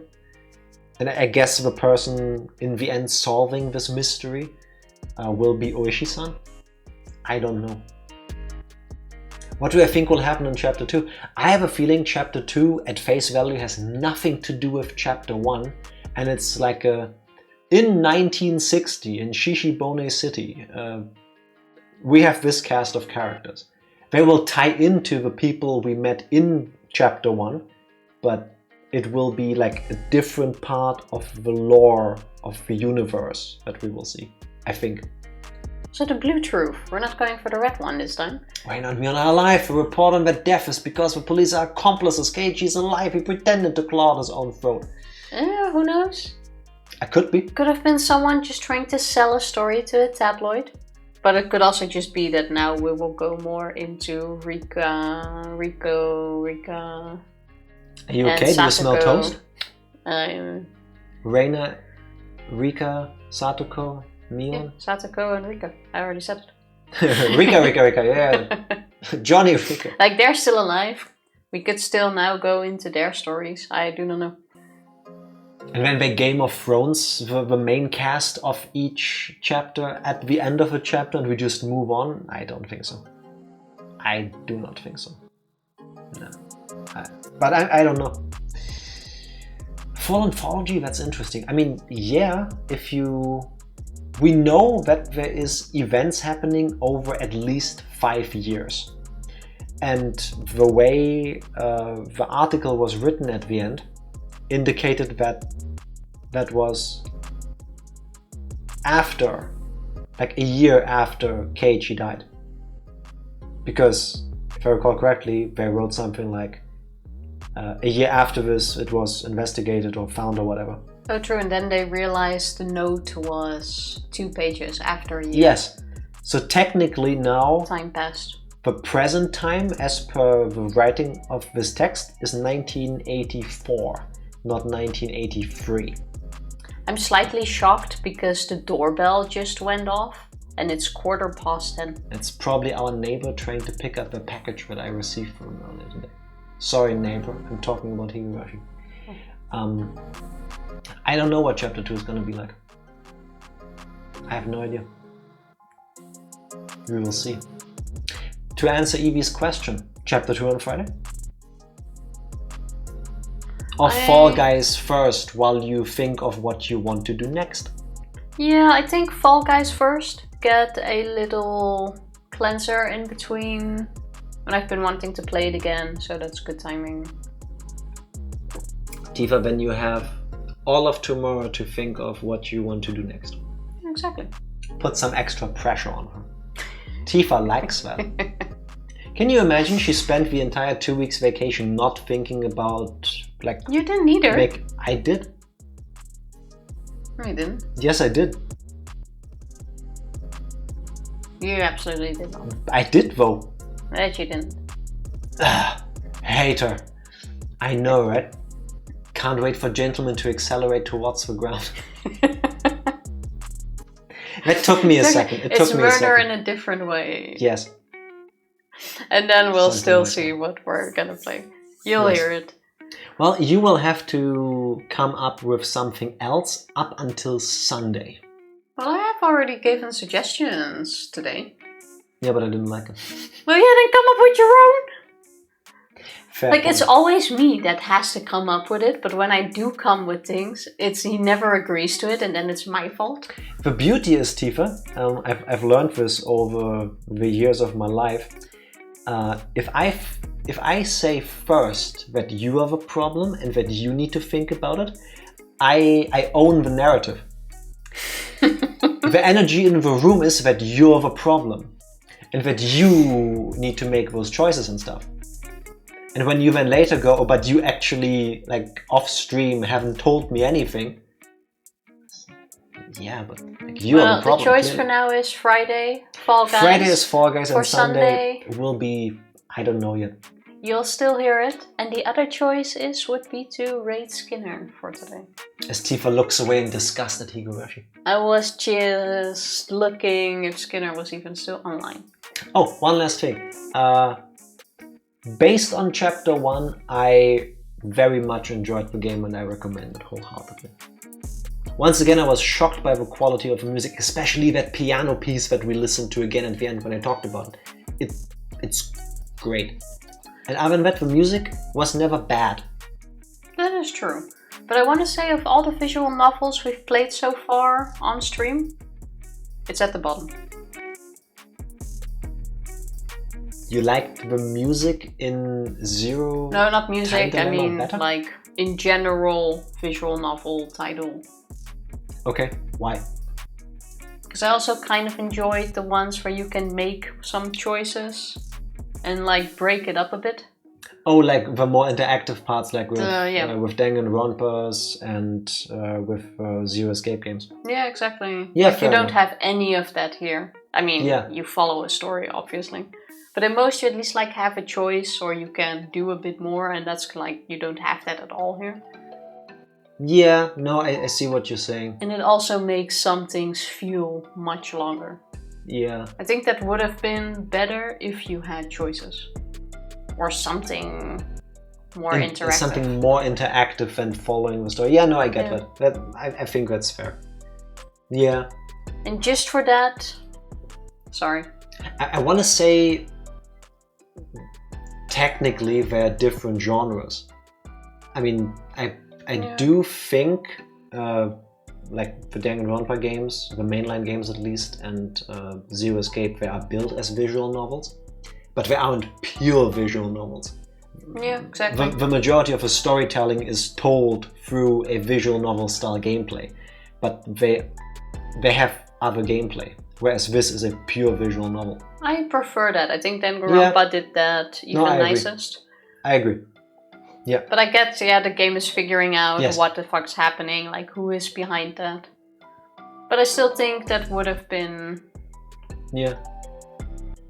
nicer in a different way.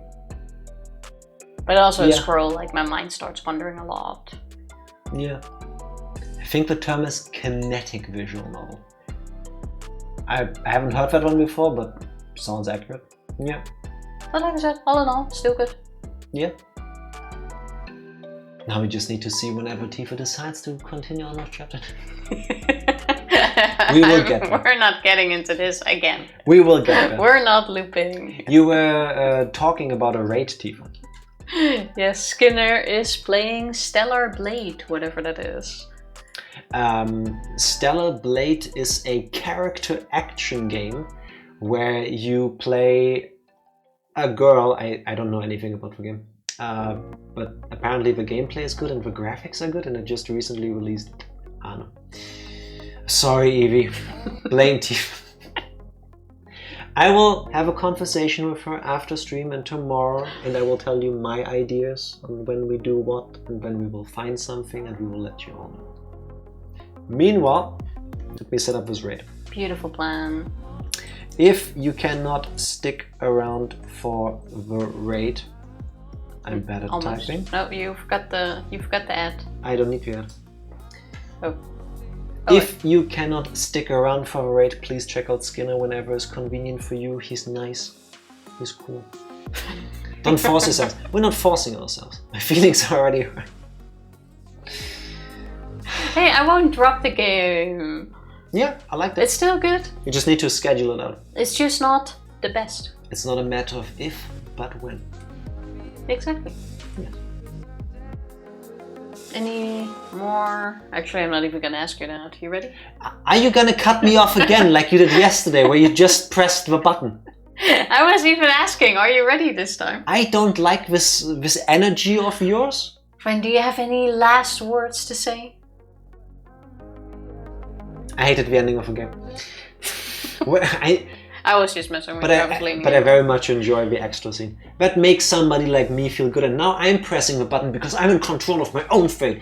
Thank you very much for joining us and witnessing the end of Higurashi Chapter 1. Please stick around for later if you can. We'll be back